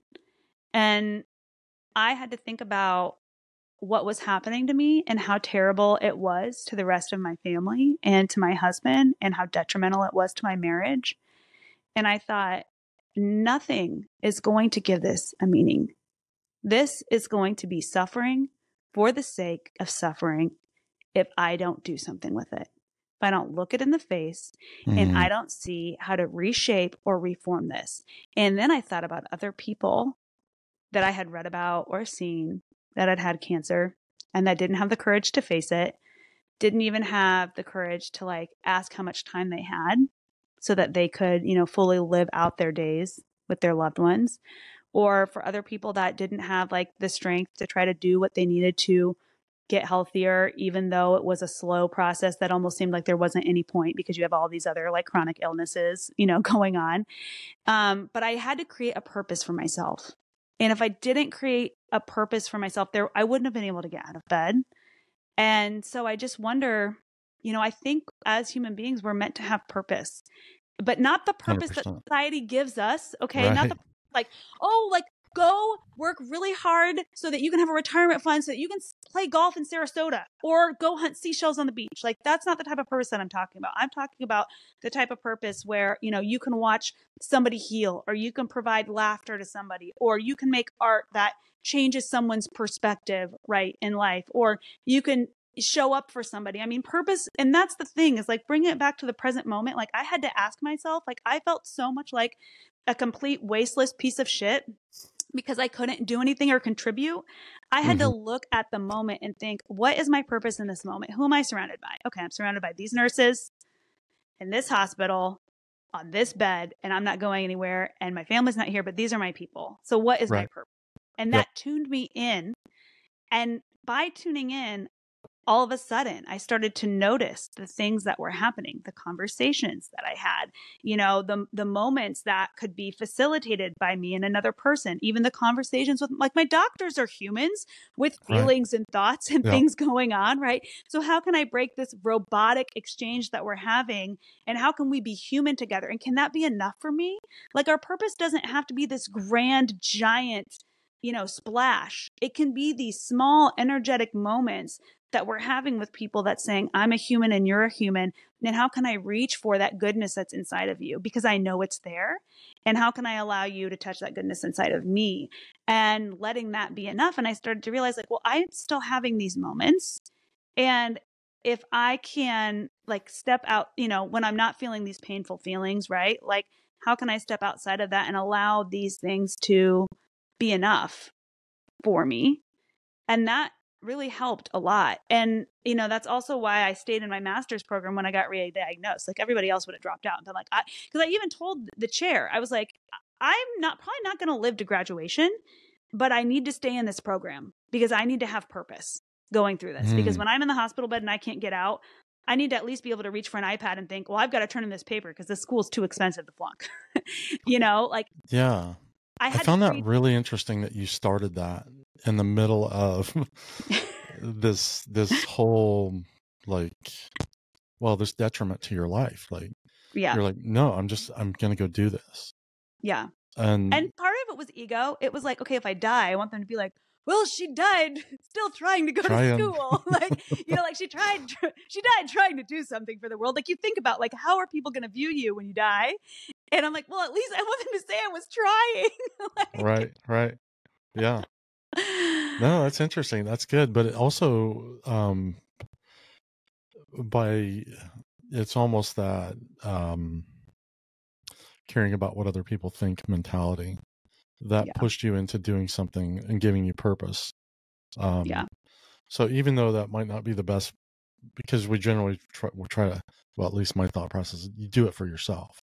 Right. But you entered into that and maybe a ill, I don't want to say it that way. I didn't have the greatest intentions, like I was like, I want people to perceive me as like a hard worker and someone who doesn't give up. So I'm not going to give up, and eventually like that was purified in doing that. I became something for myself. But yeah, don't wait to start something until you have good intentions, because you know what? I think that's bullshit. I've started a lot of things with intentions for other people or how I look or something like that. And then it eventually becomes my own intention in pursuing that. But yeah, if I were to wait to start something until I had a good intention, I would probably never start anything. Well, and people are so afraid of the fake it till you make it, but that's how you get there. Yeah. It's like, I'm going to be nice to people until I'm actually nice to people. Feeling it. Like, oh, that was actually a really good interaction. And I really meant that. But it took me so many times. To get to that I've had those moments with people where I've been like thinking in my head, like, oh, this lady's such a bitch, but I guess I'll just kind of like be nice. And through the conversation, then all of a sudden she shares something with me that's like heart shattering, right? That blows me wide open. And I'm like, oh, my breath is taken away. And I'm like, if I would have walked into this conversation with the way I felt, I would have missed this moment with this woman. And 100%. And now I'm the one being fed, right? And I'm totally humbled and on the receiving end. And it's totally a reminder. Yeah. Right. I don't know where those thumbs come from. I have no idea because they're not live. I don't know what that means. So I think it's the Riverside people looking at us. They're like, because it goes to all these different computers and then that way the video's good and stuff like that. So there's several people monitoring the conversation at any given time. That's my assumption. I don't know if that's true.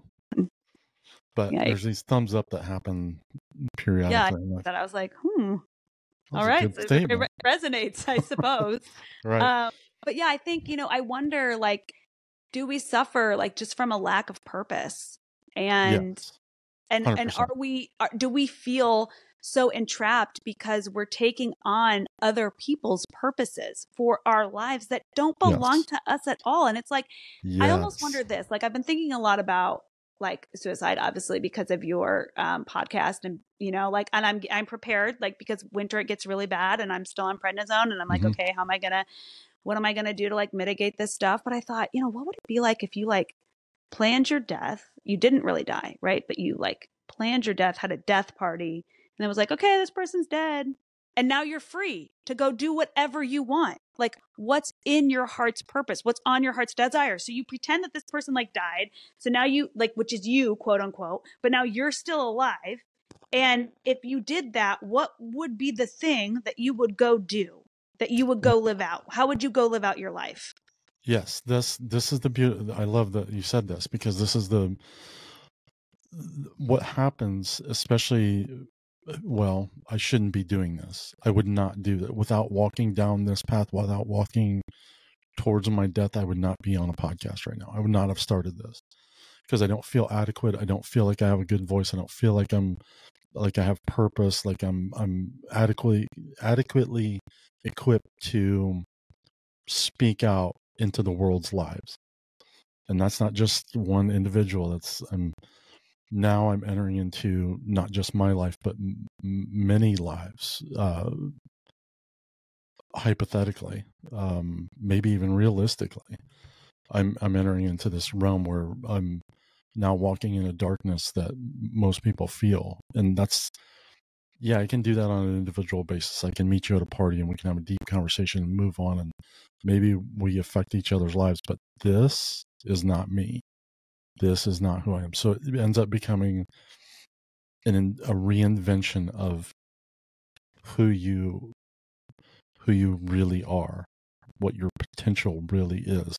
And I didn't discover that till I stripped myself of everything. I gave everything away. I gave my bus away. I gave my possessions away. I was like, I'm going. So I don't need this.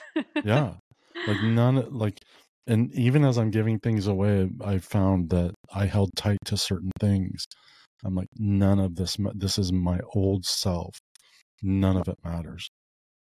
And so now I'm in this process of, there's this development happening deep within me. It's a stirring of the soul.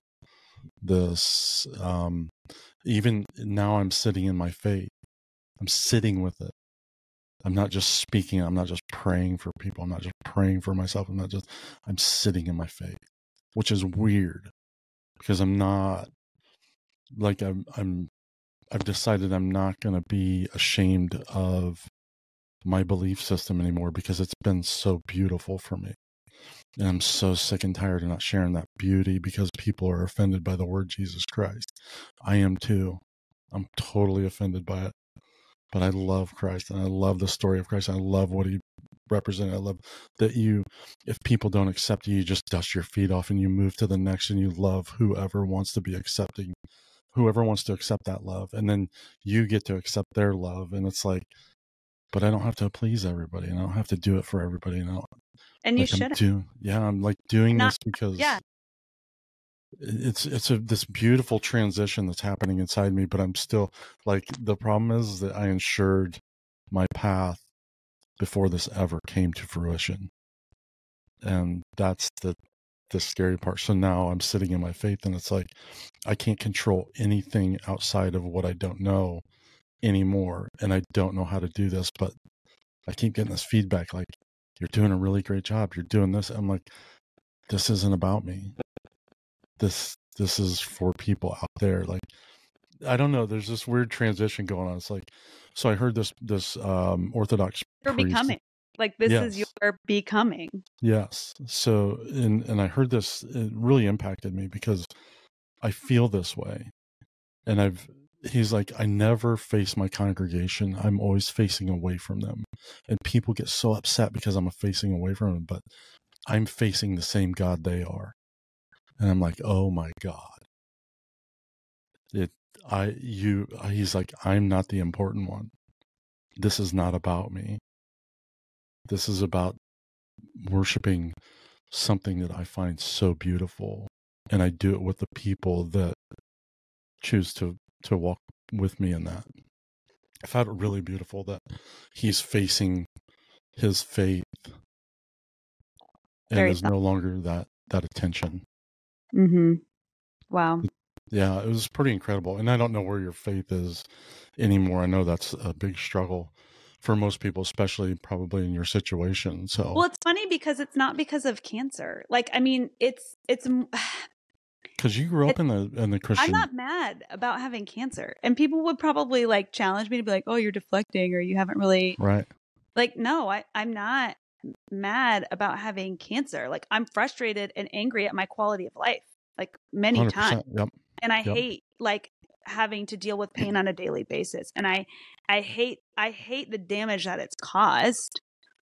But I mean, it's like, there's so much richness that I've been able to experience in the darkness. Like, I'm sure you understand that, like, that people will never, who go through life without, experiencing pain, like, they won't know joy like I have. Like, they won't know intimacy like I've had. Like, they won't know, like, there's so many things that when you experience on a deep, dark level, you get to experience the opposite side of that as well.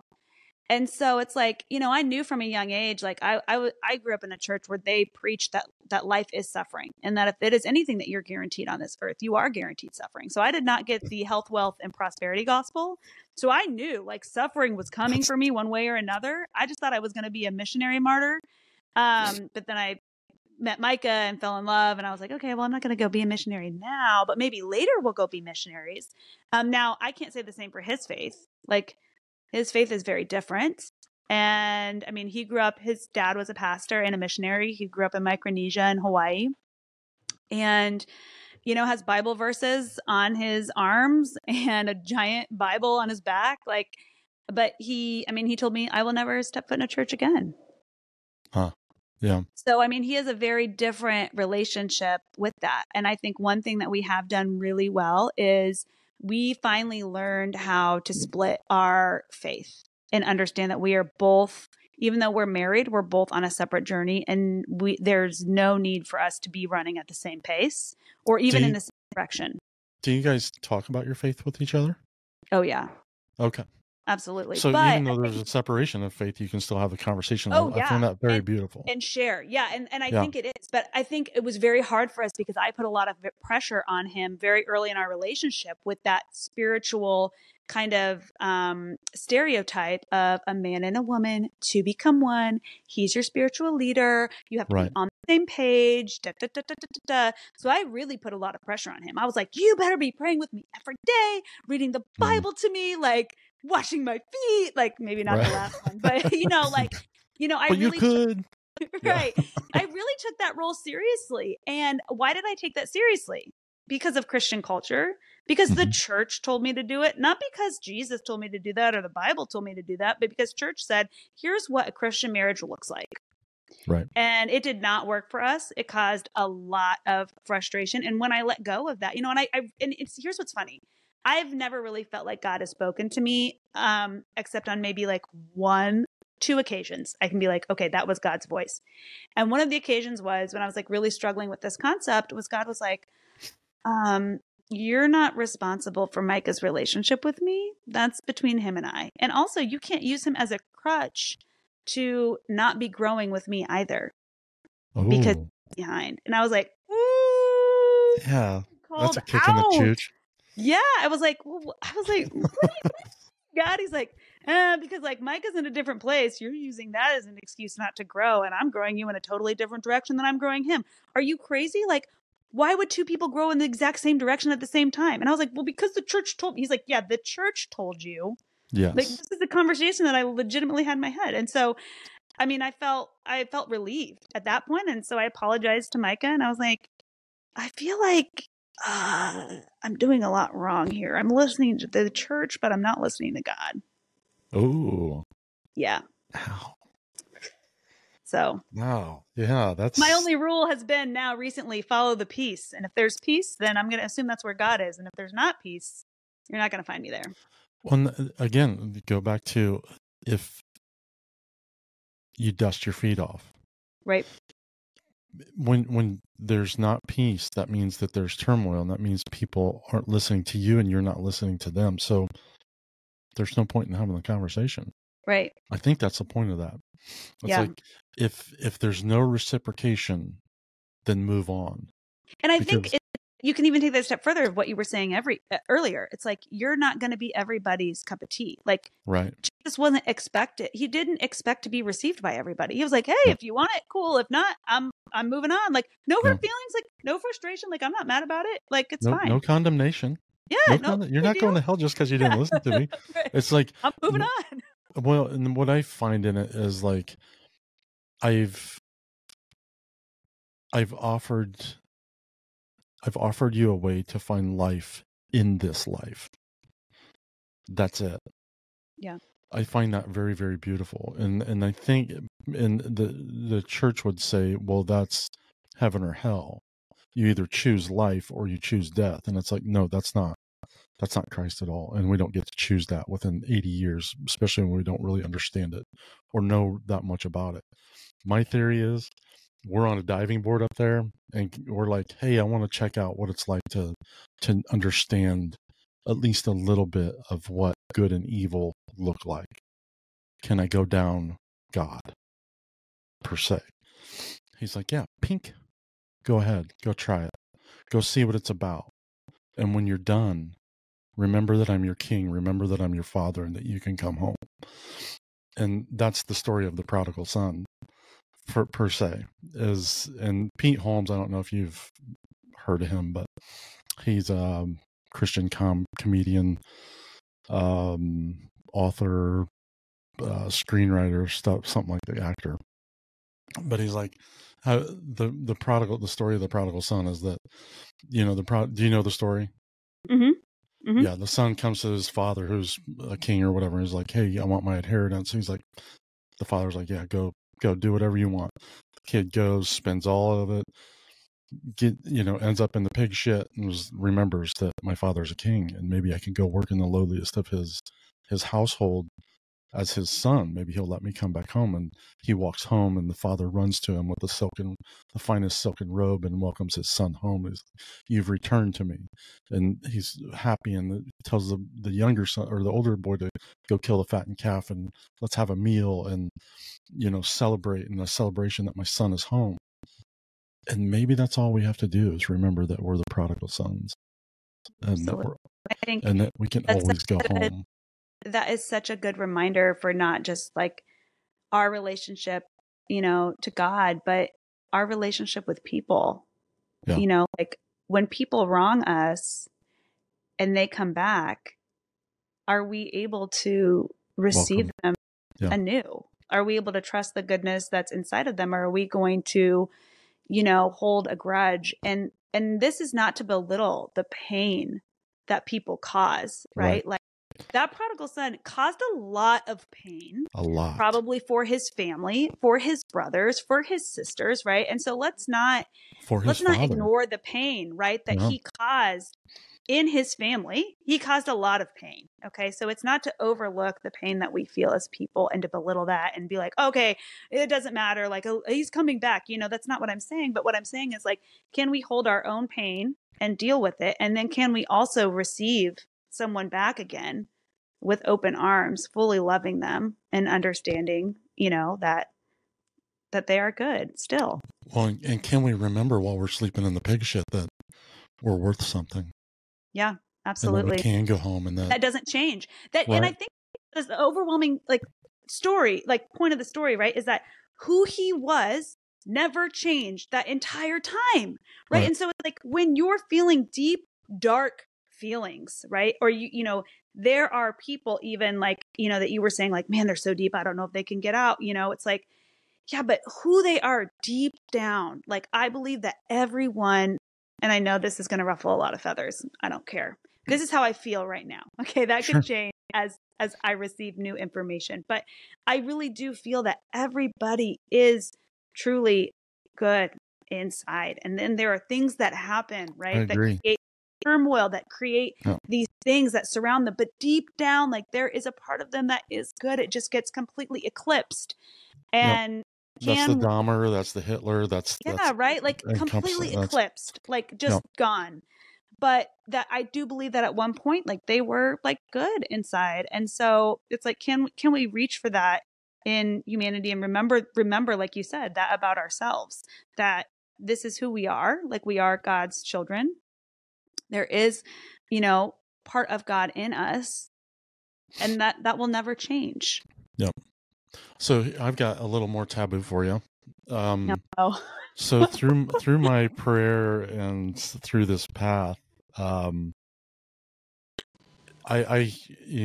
talked about hearing God's voice only a couple times. Well, I hear it fairly regularly. At least it's the only voice that I've had to guide me. And if I look at that, I can look at that two different ways. Well, it's that voice has gotten me here, or that voice has actually gotten me here.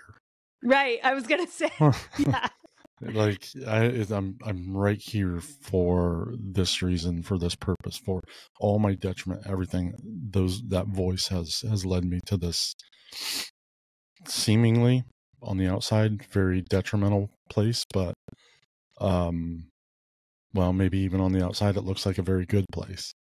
Like it's very difficult to decipher the two sometimes, but it could be both. Yeah.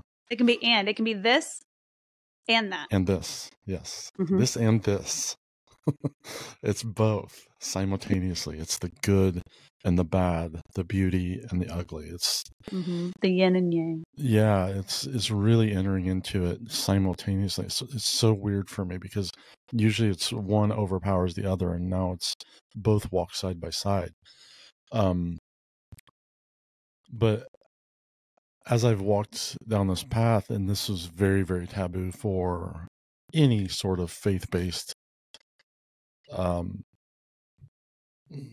religion, is that as I pray and I feel this detriment and I feel this peace and I feel this turmoil, is that voice is like, you can come home. You can come home. It's okay. You can take your life, Britton. It's okay. I love you no matter what. It's Mm-hmm. okay. It's a weird, and the counterintuitive in that is like, that is not what I've been taught. That is not what God would ever say. But if... And feel like an overwhelming sense of peace when you hear that voice. Yes. Yeah. Mm-hmm. So I've felt the encompassment of the darkness, literal. I see things. I have visions. Since I was 18, I remember my first thing of sight, you might say. And those, in general, they come to fruition. Some have not, but for the most part, but I don't generally talk about it with people because it's very uncomfortable. You become very weird, schizophrenic, whatever. The problem with me is that I'm actually sane. Even as I say I'm going to go take my life, it's very hard to argue with me because it's not an emotional decision. It's a sane, very logical decision. Like I've done the math, I've done the calculation. That what I can't account for is the spiritual aspect of it, and that's why we're sitting here today. The logic says yes, the spirituality says no. This is a purpose. I would challenge you. I don't think suicide is right for a variety of reasons, but I can't point to anywhere in the Bible where it says like you're going to go to hell if you take your life. Like, just like we can argue that with other things. I'm not going to get specific because I don't want to open up that can of worms. That people say, oh, you can't do this because the Bible says that. And I'm like, well, where in the Bible does it say that? Oh, you can't find it? Oh, okay. Yep. And that's just part of church culture. Like, or that's a good practice. Like, I'm not arguing that these things aren't good things that build holiness or character in us. I'm not saying that they're bad, but I'm saying like, well, don't put words in the Bible that aren't there. Let's say that these are best practices for a Christian to lead a holy life, but let's not say the Bible says that because it doesn't. Yeah. And the argument there for Christians is that it's in the commandments. Thou shalt not murder. So that's self-murder. Well, there's also this argument that thou shalt not kill. And that's the actual translation. And we're in war, and God commands war all the time. We're not only in war, but we kill for our food. Right. Whether it be plants or animals, we kill for our food. Mm-hmm. So there's this, it's like you're just making up stuff to justify. You're just kind of using it to fit your agenda that you feel with based on certain things. Yeah. And then, we do that with everything, right? Like we search for an answer and there it is. But here's a question that I have for you. Okay. Because I have a very different viewpoint on euthanasia than I had and people choosing not go through treatment than I had before cancer. So prior to cancer, my idea was like, oh, euthanasia is terrible. Why would anybody choose not to go through cancer treatment? Like, I don't understand why these people are like, oh, I just give up and die. Well, now that I'm in it and that I have experienced, at times very, very low quality of life and extreme despair, I understand why somebody would say, no, I don't want to go through chemo. Like, no, I would just have a few lives in a few months and die naturally and not have to go through this fight because it's very exhausting. And you feel like a piece of cattle, it's physically and emotionally draining. It's very hard on your family. So now I have a different perspective. When somebody says that they don't want to go through with treatment, I madly respect them and I deeply empathize and I have a totally different outlook. And I did a big paper on my final project on kind of just like euthanasia and how like in Oregon, they basically allow you to have assisted suicide. Right. You have to write a few letters. If you're in, now, of course, you have to be in chronic pain, or acute pain. The doctor has to write a letter. You have to write a few different letters. Like there's several things that you can go through. You have to have like a medical reason. You can't just be like, oh, I'm da-da-da-da-da. All done. Okay, right. Because someone's in a lot of pain, they can go through this process and basically get assisted suicide. They have to give it to themselves. Now, we're really caring. Most people are really caring about that. Like, oh, if they're in all that pain, like we should be able to like allow them to be put out of their like misery, right? Like nobody should suffer is our idea. Right. Okay. But if someone is in emotional pain and they're suffering, how is that different than suffering in physical pain? And I'm not saying I know the answer, because my instinct, I would be like, well, no, it's not the same. But I'm like, well, why don't I think that's the same? Well, it's not the same, but the emotional pain can cause the physical. Like, I think a lot of my physical disabilities, like diabetes, the brain tumor, stuff like that, is all emotional based. Like, I think that's the toxic thing that has plagued me my whole life, and it's just manifested in my body. I've held all that trauma and that weight, and that's how it came out. The problem, and I've struggled with this, and I understand your questions, like, what's the difference in that pain? Well, I think in my 20s, it's too soon. I think, if you're young, even in your 30s, 40s, like, I have a reason to walk towards at the time I did, which is changing, unfortunately.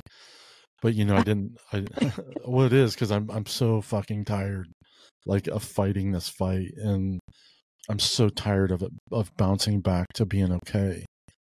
And then not being okay. I'm just fucking tired. I can't even, so tired. But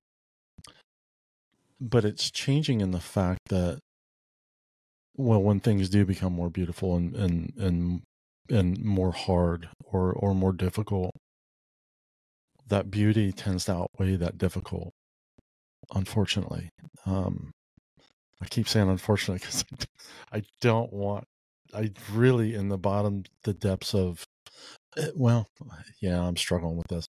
In the depths of my soul, I want to have a life. I want to live. I want to enjoy. I want to have intimacy. But the reality is that I'll probably never have intimacy again because, well, I'm 53 and broke. I had brain tumor and diabetes, and I'm a medical nightmare.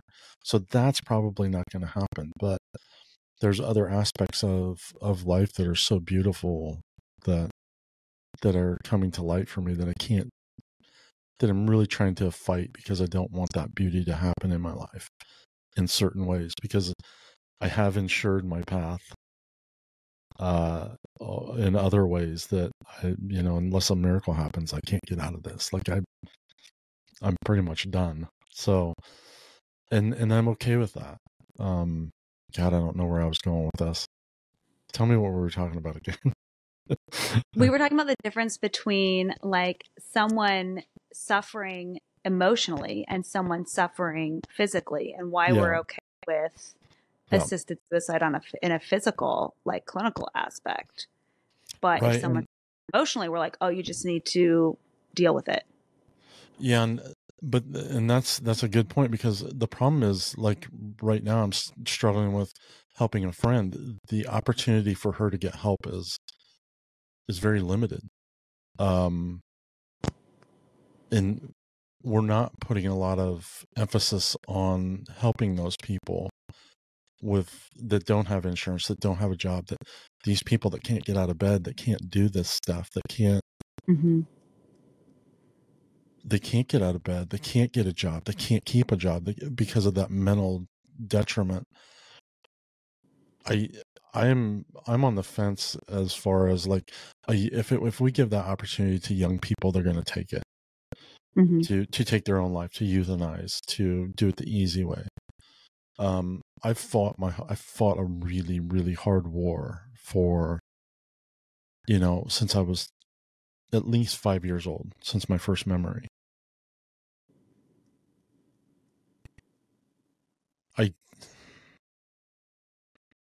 I don't know when appropriate is.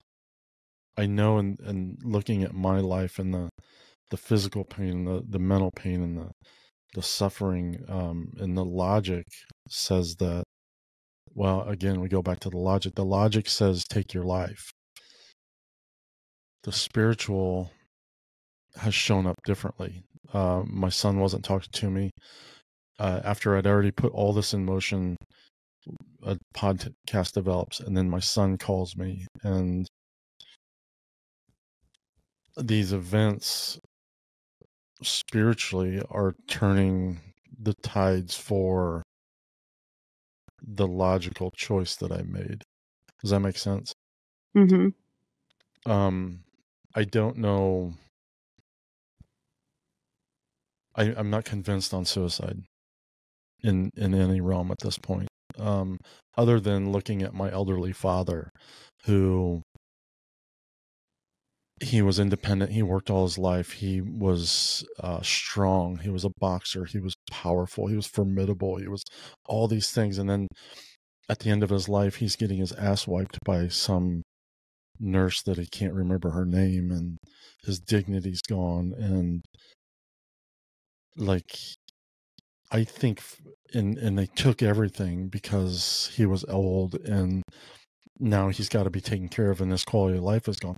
I think it's like he should have been like, one of his statements was, "Hey, Britt, can you take me out to the woods and just put a bullet in the back of my head?" I'm like, if I could legally, Dad, I would, because I love you that much. It would be terrible. It'd be horrible, but I know the suffering that you're going to see and that you're going to face. Mm-hmm. And how that's going to destroy your dignity and your attitude, your beautiful kindness that, and this beautiful person that you've always been, and now it's going to be taken away from you. Yeah, I think that's a great situation for him to say, I just want to go to sleep. Yeah. I don't know in any other situation, even my own. But they offer that. My. Yeah, even in Switzerland though, they offer, you don't have to have terminal illness. I think it's pretty much decision, like if you just decide, but it costs you a pretty penny. Isn't that funny? Thing. Yeah, it does, but it's understandable. I mean, it's not terrible. It's like $12,000, but they take care of the cremation. They take care of, like, they give you the pill, blah blah blah. So you can either choose to do it by yourself, or I mean, which way they would prefer you don't go. It'd be interesting. Side rates, or just I guess the amount of people that, like, if you took the amount of people that choose that and looked at that against our rates of suicide, if the decision was there for you, would less people take it if it was something like that? You know what I mean? Versus kind of this hidden way where there's, I just wonder. Because sometimes we're presented with an opportunity, we don't want it anymore. Well, and that's the thing. And statistically, I think the more you give a taboo opportunity to people, the less they engage in it. So, like, and I think maybe it's Norway or somewhere in one of those European countries, they've taken murderers and rapists and stuff like that, and not, instead of incarcerating them, they introduce them into, like, they put them in a home, like a house. They all live together. They all have to function together. They have knives in the kitchen. They could kill each other if they want. But what they've done is allowed them to introduce them into life. But they've also done this with drug addicts. Like, you can do drugs. All drugs are legal. We'll even have clinics. You can come. You can sit here and we'll have a nurse. You can get high as you want, but we'll have somebody, if you go into cardiac, will rescue you, will save you. But you'll be right here. They've opened the door for this, and actually the drug population, the crime has gone down. So once you open those taboo doors and people walk through them, they realize that that's not necessarily where they want to be and what they want to do and how they want to live their life. It's really interesting. It's the same thing, like the war on drugs has been pointless for the United States. It has done nothing. It's spent billions of dollars on nothing. And that's, on this war on drugs. And then we look at a country that opens up all drugs, crack, meth, coke, all of it, and heroin, and their population, their drug addiction actually decreases. So it's incredible. Yeah. The human mind is a fascinating playground. Well, it is a very fascinating playground. And we're so hell-bent on saving people instead of walking beside people. I mean, it's the counterintuitive. Anytime, and that's what I loved about Christ. He's always functioning in the counterintuitive. Mm-hmm. If suffering brings joy, are you kidding me? What kind of topsy-turvy world are we in? But what did we just talk about? I mean, that's essentially what we talked about. Like, yeah, how these really dark places bring us to these really beautiful spaces. Yeah. And when you turn the light on in that darkness, you'll see everything that's beautiful. And that's Mm-hmm. that's what I was kind of telling my friend the other day. I was like, I've entered into this darkness with people, and I hate to say it, but I feel like I'm kind of a light in a dark, very, very dark place. And I don't want to feel that. I don't want to, because I feel like that brings ego into my life, but maybe it doesn't. It does. You didn't choose this. Yeah. And I haven't really unpacked that. I think it's going to be really interesting, like the next few months, to hear more of your story and what this looks like, because you essentially planned your death. And in doing that, it gave you the courage to live out your true purpose. And I think that's beginning to take form, and that's beginning to shape. And even though I hear like a hesitancy in your voice to face it, it's like, it's either face this or die, like, you Right. know? Yeah. And I think, I mean, that takes a lot of courage. And I think you're going to discover so many amazing things about yourself that I hope that you learn to truly love. But I think that you're also going to see that that is also going to be very giving to other people. I mean, I hope so. I mean, it will be like when we're walking Yeah. out in our true purpose, not anybody else's. It's a gift. Like when you think of people that are really passionate or that love what they do, or when you have met somebody that Right. has walked purpose, you walk away from that situation changed. Yep. Even if it's something like skiing. Like I'm not interested in skiing, but I know that if I met somebody who was walking in their true purpose of like a full-time skier or something like that, I would probably leave like changed, because that passion would translate somehow into my life and into my life's purpose, you know? Oh, for sure. Yeah. I read a book. It was called Born to Run. Love. Oh my gosh. I'm not a runner. I don't give two book. shits about running. But I love that book. That was an incredible book. One of my, definitely in my top 5 books of all time. Yeah. Yes, 100%. That's awesome. I mean, just an incredible book on perseverance, Yeah. the human, like what we're capable of. And I think that's what happens is like when you meet somebody walking in their true purpose, it makes you realize what we are capable of. It's incredible. Yeah. Yeah. Unbelievable what we can accomplish if we just change our mindset. If we just believe in ourselves enough to move into that space.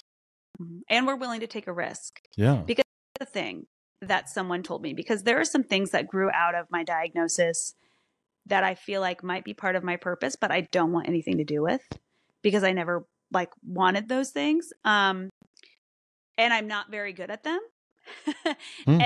And so it's like, well, I don't want to do that because I'm not going to be very good, or, you know, in me trying, like, it's going to come out messy or not great. And it's like, you don't get the glory without going through the shit. And you understand that there's no avoiding making shit for a while until it's refined and then becomes beautiful. Like very few people come out just making beautiful things, right? There's usually like a struggle that we all don't see, but we receive the highlight reel of like, oh, they must have always been good at that. You know, like, you know, I'm getting my 200 hour. I just finished getting my 200-hour certification in yoga. And I made the mistake of like getting on Instagram the night before and like looking up all these amazing like spiritual yogis like that lead all these retreats and do all these amazing poses. And I'm like, oh my gosh, I'm such an imposter. Like, what am I doing? Like, I was like, wait a second. No one's seeing the struggle that they went through before, like learning how to do their first downward dog or their first forward fold, or messing an entire sequence in class, you know, and having everybody go in the wrong direction. Like, I'm sure those things happen, but we just don't see those. And it's like, if we can have the humility to give ourselves grace to approach our craft, not perfectly, and continue to go at it because we know that's our purpose, eventually it's going to be refined and we're going to be able to, it's beautiful even in the imperfections. And I think that's what we have to realize. Like, even as we're, in on the early stages of things, that it's still life-giving because it's our purpose, not because it's perfect or not because it's good. Like, it doesn't matter who it reaches. What matters is that we're expressing our true purpose as a gift to our creator, right? Like, essentially an outpouring. So there's this book. It's called The War of Art. Love that book. Yeah, it's great. Incredible. Yeah, great book. Yes. And it basically is just saying the premise of it. Great book. I think you should read it over and over and over. Yes. I probably am due for another read. So I'm glad you said that. I will read it. Yeah. And the premise is just do the work. Just show up and do the art. Don't do it for anybody. Yeah. He's like, well, my inspiration strikes every morning at 9 a.m. Yeah. And he's like, of course it doesn't strike every morning at 9 a.m. But what he's saying is he's showing up. Yep. He's show up. You show up, you do the work, and you don't worry about the outcome. Yes. Because when it comes to art, you're creating something visual, but it should be something visual for yourself first. Yes. If you can sell it, if you can bring it into somebody's life, if you can put joy into somebody else's life because of it, then that is the bonus round. You're entering into the bonus round always. Yep. Like, the moment you get to share that, the moment, I'll say that again, the moment you get to share that with somebody, you enter into the bonus round. And I love that. But you never do it for the bonus round. You do it because you do it for yourself. Like, I show up on this thing because not for the outcome. It's if it reaches one person, that's the beautiful part. That's the bonus round. Yeah, you have to fall in love with like the process. Yes. And if you don't love the process, then there's really no point. Like, you have to find a way to love it. And Rick Rubin, he had a beautiful quote very similar to exactly what you're saying, where basically he said, the most important thing you can do for your audience is not consider your audience in terms of art. Because the second you start considering them, you start changing it to, again, like we said, try to please everybody instead of dusting off our feet and being like, what I'm going to make isn't for everybody. And I'm totally okay with it. What's more important is that you're being true to your purpose. And the second you start considering it, it starts to taint your purpose. And that really resonated with me because I thought, there's some things, that I feel like I want to create. And I'm like, well, what do people want? And then when I heard that, I was like, I'm asking the wrong question. The question I need to be asking myself is, what was I made to create? Not what. Wow. Yes. Wrong question. What was I made to create? And we're all creators. Yep. And, we'll go back to this purpose thing real quick. For so long, I didn't have direction or purpose, or I was always trying to figure it out. And I was always like, well, God's calling me to do this and God's calling me to do that. It's like, no, he's actually not calling you to do anything but be exactly who you are at this moment. 100%. Yeah. Like 100%. I wish I could just stick a pin on it and be like, yep, that's it. If we're going to profess to have any answers today, I feel like that is the answer. And I will say, Mike and I just had this conversation literally last night. And I was like, why couldn't you get your shit together when we were first married? And he's like, I was waiting on God. He's like, I was waiting and I couldn't understand, Karrah, why you were buzzing around doing 5 million things, like running around like a chicken with your head cut off. And I thought, doesn't she know to just be still and just wait on God? Like, God's going to tell me what to do. And I'm like, and he's like, I wish I could have gone back and stopped myself from believing it because it crippled me to like make this thing that God wanted me to do so deep and so specific when really I didn't understand that it didn't matter what I did. Like, as long as I was here for the moment, God is happening in interactions and happening like nothing is separated from him. Everything is spiritual. So as long as I was just going to surrender to the moment, it wouldn't matter if I was a trash man or making guitars or going to school to teach English. Like that was all part of God's plan if I would have just picked one. And so we can cripple ourselves by getting caught in that rut of like, well, what's my purpose? What's my plan? you can make it too technical. Like, just go out there and do. Yep. Or, like, I love, how you said, like, you basically, planned your death and then basically was like, okay, well, what am I going to do now? Like, what would your heart's desire be? Yeah. If you Like, didn't have as I walk towards it, what would I want to do? What would I want to be? I've been talking to my son about this. Like, I have all these issues and these problems and these traumas and this, you name it, and fail. The moment I can step back from all my emotion and everything and say, and look at everything logically, like the whole point of God or Christ, God, my faith is that God accepts you for who you are right now. So once I accept myself for who I am, then I can step back and say, well, I'm a drug addict, I'm alcoholic, I'm a suicidal, I've been molested, and I'm like, and I've done all these things, and I'm like, I step back and I'm like, okay, well, I don't really like that I'm a drug addict. I accept that I'm a drug addict, but I don't really like it. So what am I going to do to start moving forward? Start moving in a direction that gets those drugs out of my life. What am I going to do to start moving in a direction that porn is no longer attractive to me? Because I don't like these attributes about myself. So now that I've accepted myself, I can start moving to bettering myself. We don't look at it that way. It's always like, well, how do I fix the problem right now? You can't. You just have to start moving towards something. Start moving towards, started moving towards that and started, well, I'm done with my life. And well, now I have the opportunity to reinvent that and do something different about what I don't like about myself. It's a weird transition. Like, and I've said this to a few people, like, once I accepted myself, things started peeling away that I didn't like about myself. Wow. Like, Takes a yeah. lot of, So, I mean, you just have so much courage to face these things that so much of us avoid. And I don't know why we avoid them. Like, and there's so much shame and darkness. And I think that's why I'm such a big proponent of transparency and why I've been so honest about some things is I'm like, shame can't, when you expose the light, like the shame can't be there. And the more we hide those inside of ourselves, the more we beat them over. And then when we expose them and we actually see them, it's like the monster under the bed. We look underneath the bed and we're like, oh, there actually is no monster.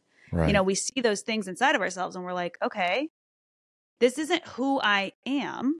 This is a part of me, or this is something that I'm feeling, or this is something that I'm thinking, or something that I'm experiencing. But this does not define who I am. Right. Yep. And it's just like those things I was saying earlier. It's like I look at people, I'm like, well, you can't get out of the darkness. Why don't you just kill yourself? It's like, no, that's not. But as soon as I vocalize that, then I can say, no, that's not good thinking. You have to get them out in the open. Yes. As soon as I expose them. Yeah. Yeah. Those negative, terrible thoughts that we have. I've thought about killing people. I've thought about, I've thought about rape. I've thought about murder. I've thought about like all these taboo things. And once I speak them out in my own life or to my faith, I'm able to say, well, that's actually really stupid. I know you had that thought. It's not a good thought. And now let's see why you're having that thought. Like I can start picking apart. Yeah. Like I can actually start breaking down the things that are so taboo to talk about. And once I bring that to light, I'm able to, that's the path. I mean, it's like the more I bring this to light, the less hold it has on my life. And I'm like, I'm like, well, you've kind of ensured your path, so you kind of need to hold on to it. Right. But there's this power that's working beyond my strength to bring life to me. Does that make sense? Yes. And as much as I want what I want, something greater is working inside me to bring life to the dark path that I'm on, basically. Yeah, it's incredible. I'm not used to it, but it's also because I'm just, when we go to do the work, you just show up to do the work. You don't try to control the outcome of what you want that work to do. It's like this podcast. If it doesn't go anywhere, it doesn't matter. My voice is on. It's been recorded. My story's been recorded. My gift has been recorded, and there's nothing that can take that away. And that is there for, no matter the outcome or the result, that is there for everybody that wants to listen. And it's a weird thing. It's like, I didn't do it because I want people to listen. I did it because I needed to just do the art. I just needed to do the work so I can create something better inside myself, so I can help other people, or individually, on an individual basis, be something more, and to show them that they can be more. I don't know. It's a weird dynamic, because I wouldn't generally, like, I've got a couple things coming out soon, podcast wise, that are just me, where it's like a full exposure of, I think I called it the Pants Around My Ankles series, and now it's like a look inside the suicidal mind, and that's where I'm kind of at. And it's like, these are some dark things that I've got to expose to people so that they know that it's okay to feel this. And that's a really hard, And it's really sad, because I've had some friends that have had people close to them that have committed suicide in the past couple of years, and it might just be the community that I'm in, but it seems like over the past couple of years, I'm hearing about it more than I've heard about it in my entire life. And I don't know if that's like coming out of COVID or what the situation is, but I think it matters more now than ever that we have those conversations, and that we know how we can show up for people that are having those feelings, because I think the scary part is we don't know how to show up for people, and how do we create the space where that person can feel safe enough to share that they're feeling this way. Yeah. So that we, because I know that any of those people affected by these situations, in a heartbeat, if they knew that they were feeling anything, they would have been there to listen. And it's not their fault, of course, but how can we provide that space for people, to potentially avoid something like this? How do we look for the signs? Like, what are the signs? Like, I have one friend where I'm like, oh my gosh, do I just need to ask? Like, are you in danger of killing yourself? And if so, how can I show up for you? That's the thing. Yes. We're so afraid that if we mention anything about mental health or suicide, that we're going to push somebody over the edge. That person is already on the edge and they're ready to push themselves over. Sometimes providing that little thread of hope, that little, like, somebody cared enough, noticed me enough to say, hey, are you okay? That's a huge thing. It's the same thing with a friend of mine. All I did one night was recognize that, just felt that micro vibration in the earth, and in that moment, to say, are you okay? Do you want to talk? Well, 2 years later, she comes to me and she says, you saved my life that night. I'm like, what the fuck? Yeah. And it's like, and all I've ever done since that moment is check on her to say, are you doing okay? Do you need to talk? You're loved. Period. Every couple of weeks. That's it. That's all I do. Do we spend a lot of time together? No. Present, though. You had to be present enough in that moment to feel what she was expressing energetically. Yeah. Like, if you wouldn't have been present, you probably would have missed that moment. Yeah. And, I've spent a lot of time navel gazing, but through that, it's allowed, because of maybe the way I think, it's allowed me to become empathetic and compassionate, and understand that I'm not the only one that's suffering, but somebody else is suffering in the same manner that I am suffering, and realizing that my story is not unique, that everybody's story is unique, and everybody has issues. And that I would bet, my guess is that 90% of the people on this planet have thought about taking their life in some form or fashion. And and it's the most stigmatized subject and most taboo subject, even beyond abortion or some of these other things that we can run down roads on. Suicide's permanent. Well, so is abortion, for that matter. but we don't talk about the mother that and her story and what she had to go through and what she's going through now that she's, taken action to take a life, potential life or whatever. I don't know anything about that very much, but it's a taboo subject that people are disagree on very heavily. And it's like, well, no, why don't we just embrace the people that are involved in it? And if we walk alongside those people that suffer in those decisions and those hardships, maybe instead of chastising and ridiculing, maybe why don't you just walk beside? And if they decide to do that, then that's their choice, but you still walk beside them. And if they decide not to, then maybe you had influence on that created life, but they still have all these other. I'm sorry, I'm going down a rabbit hole that I could probably go down for a while. But it goes along the same lines of decision making and taboo and all that other good stuff. But anyway, I don't know where I was going with that one either. You think you have brain fog from?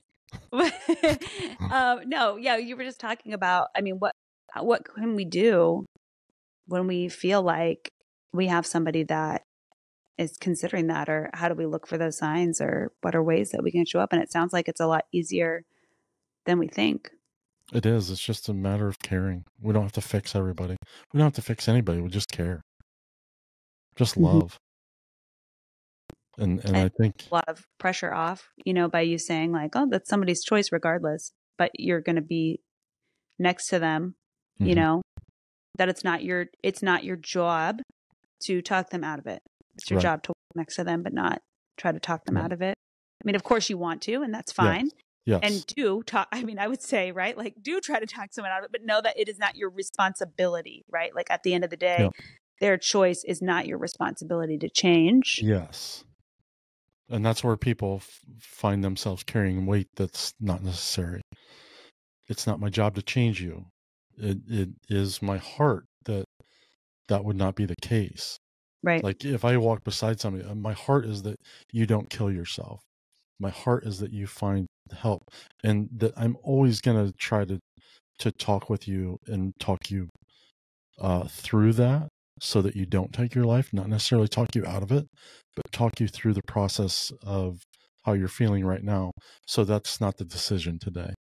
And we'll revisit that decision tomorrow, and we'll do it again tomorrow if that's what we got to do. But as long as you're breathing, there's hope. As long as you're, and a friend of mine was like, nobody living knows how sad somebody has to be to take their life. Nobody living knows how sad it is to want to to take your life. I had to think about that for a second. Yeah, but yeah, it's a deep statement, deep thought. Like even I don't know how. Right, because I haven't done it. Right, so technically, I mean, they're correct. Yeah. None of us do. Yeah. I don't even know, because I have to crest the threshold of taking my life to understand that. And then what's on the other side? Well, we don't know, but nobody knows how bad it has to be for somebody to do the permanent thing of taking their life. It's an incredible statement. Yeah. Well, we're about 2:30 in. Do you have any things that you would like to say in closing, encourage people, anything else you want to share with us?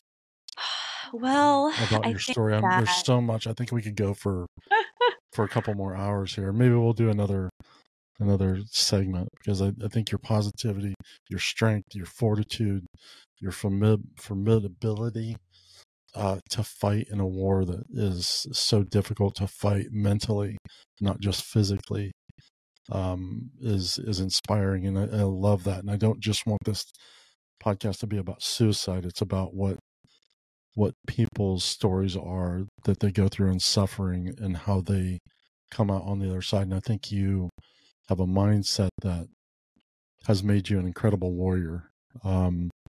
in so many ways, and has also made your husband an incredible warrior in so many ways. And the people around you, and your sisters and your family and everybody that supported you through this, and you have an advantage over some people because you have that beautiful community. I do. I have a very big advantage due to my community. Yeah. And I think a community like that is built by, you have to have the courage to speak up and to be transparent and to know that not everybody is going to receive you. But those that do, you have to allow them to show up for you, and you have to be honest, and you have to humble yourself and expose those places that they can show up. And that is how community is built. But if you're not willing to go there yourself, right, to those dark places that we've talked about, and to identify where you're hurting, how can people show up for you if you won't even show up for yourself? And so I think that's the key, is having the courage to face those parts of you that are hurting and to sit in those emotions, and to also understand that, your community is not the ones that are going to heal you. Only you are going to heal you, but you do need the help and support of your community to dig deep, right? Yeah. Like my community and my friends have helped me dig deep, and they have pointed and been like, remember where the strength lies, pointed, which is always inside myself. Right. And, even my husband can't be that. I have to be that for myself, and we all have to be that for ourselves. And we have to find the strength inside of ourselves to keep going. And we have to have the faith that it's there. It's there. You have to dig deep. And if you can't dig deep, you've got to grab somebody and say, help me dig deep. How can I dig deep to find this? Because it is there. And I thought about this. If somebody were to ask me, Karrah, would you want to know what you were going through? What was ahead of you, right? When you got diagnosed for the first time, so that you could prepare in some way. And I would say, absolutely not. 0% chance. Because if I would have known when I was 29, what I was going to face, I would have been like, I don't have the strength. There's no way I can get through that. Give me the easy button. I'm done. And that's partially true, because no, I didn't have the strength at 29. And with each challenge we meet, we find new strength inside of ourselves that we're able to build upon, almost like a staircase, right? And it brings us up and brings us up. And so that 29-year-old, no, wouldn't have been able to, because she didn't have the experience that I've had now, with 3 diagnoses to face what I'm facing, like in my marriage, in my health, emotionally, spiritually. And so, no, I wouldn't want to know, because I am facing it now. But I would have been so scared if I would have known what was ahead in the past. And so I guess I would just say that we do have the strength to face these challenges, even when we don't. And to trust that you are strong enough deep down, that you are a healer, that you are your own self-healing vessel, and to trust that. Yeah. And when you're tired, and I mentioned this earlier, me being exhausted, and there's this mental, something happens. I thought I was tired before, and I didn't even realize the extent of how exhausted I am physically. But yet I still get up every day, and I still haven't taken my life, and I still haven't made that decision. I still make the decision to keep moving forward and to keep fighting, and for some reason, this podcast is another version of me fighting for life. Mm-hmm. And you have to find, when it goes back to that purpose, when you find that purpose and you realize your community, and you realize you're not alone, and you realize that people love you, and that there's strength to be had and to be taken and to focus on, even when you think you don't have it. It's amazing. Anything else that you want to spit out there? I know we can keep going. I know we can. No, just if you don't know what your purpose is, I think, you should find your purpose for today. If it's too overwhelming to find your purpose, as you know, because that feels very overwhelming to me, because I don't know what my life is going to look like. I don't know if I'm going to be able to find health. I don't know if I'm going to be doing this forever, or for just a short amount of time. Like my cancer could come back tomorrow.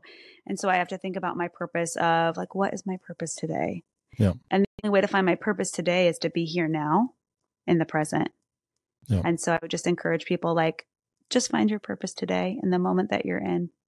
Yeah. And there's something about a couple things to touch on and we touched on, and this is, I think, important, learning how to sit in your pain and not just relishing in your pain, not just being in that pain. And I don't know. Yeah. Like not creating a story about your pain for yourself right. and instead feeling it, because those are two different things. Yes.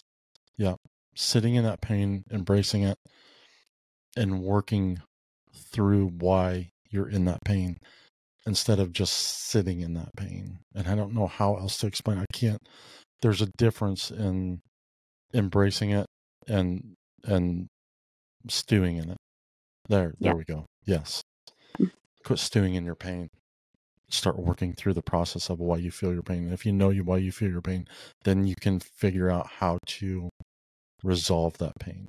That's the thing. If you can recognize a problem, you can solve a problem. If you don't recognize a problem, you can't solve the problem. So sitting with it will allow you to recognize that. Yeah.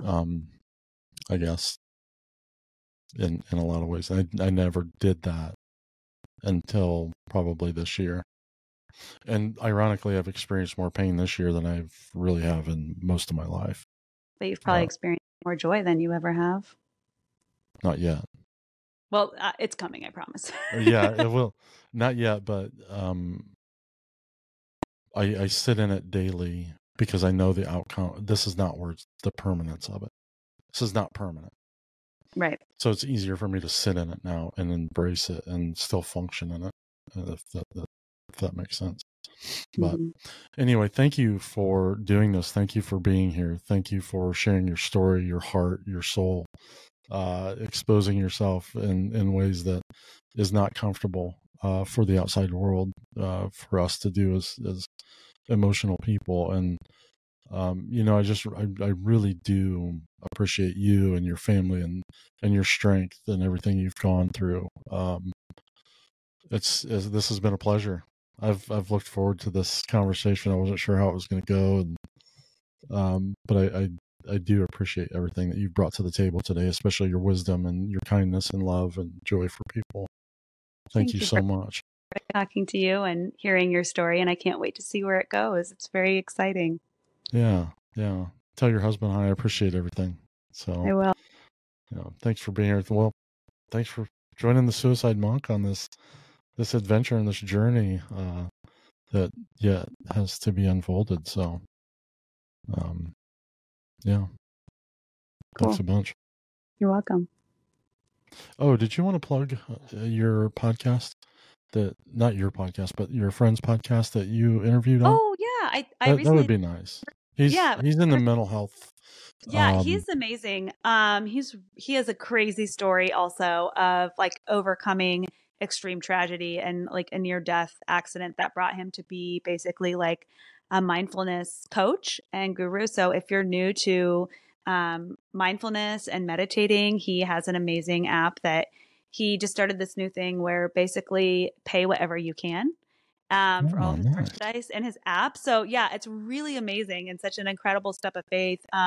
So it's an app where if you have anywhere from 1 minute or 20 minutes, you can basically click for a guided meditation, and kind of it's going to allow you to practice being present and kind of getting into that meditative space. So some of them are guided.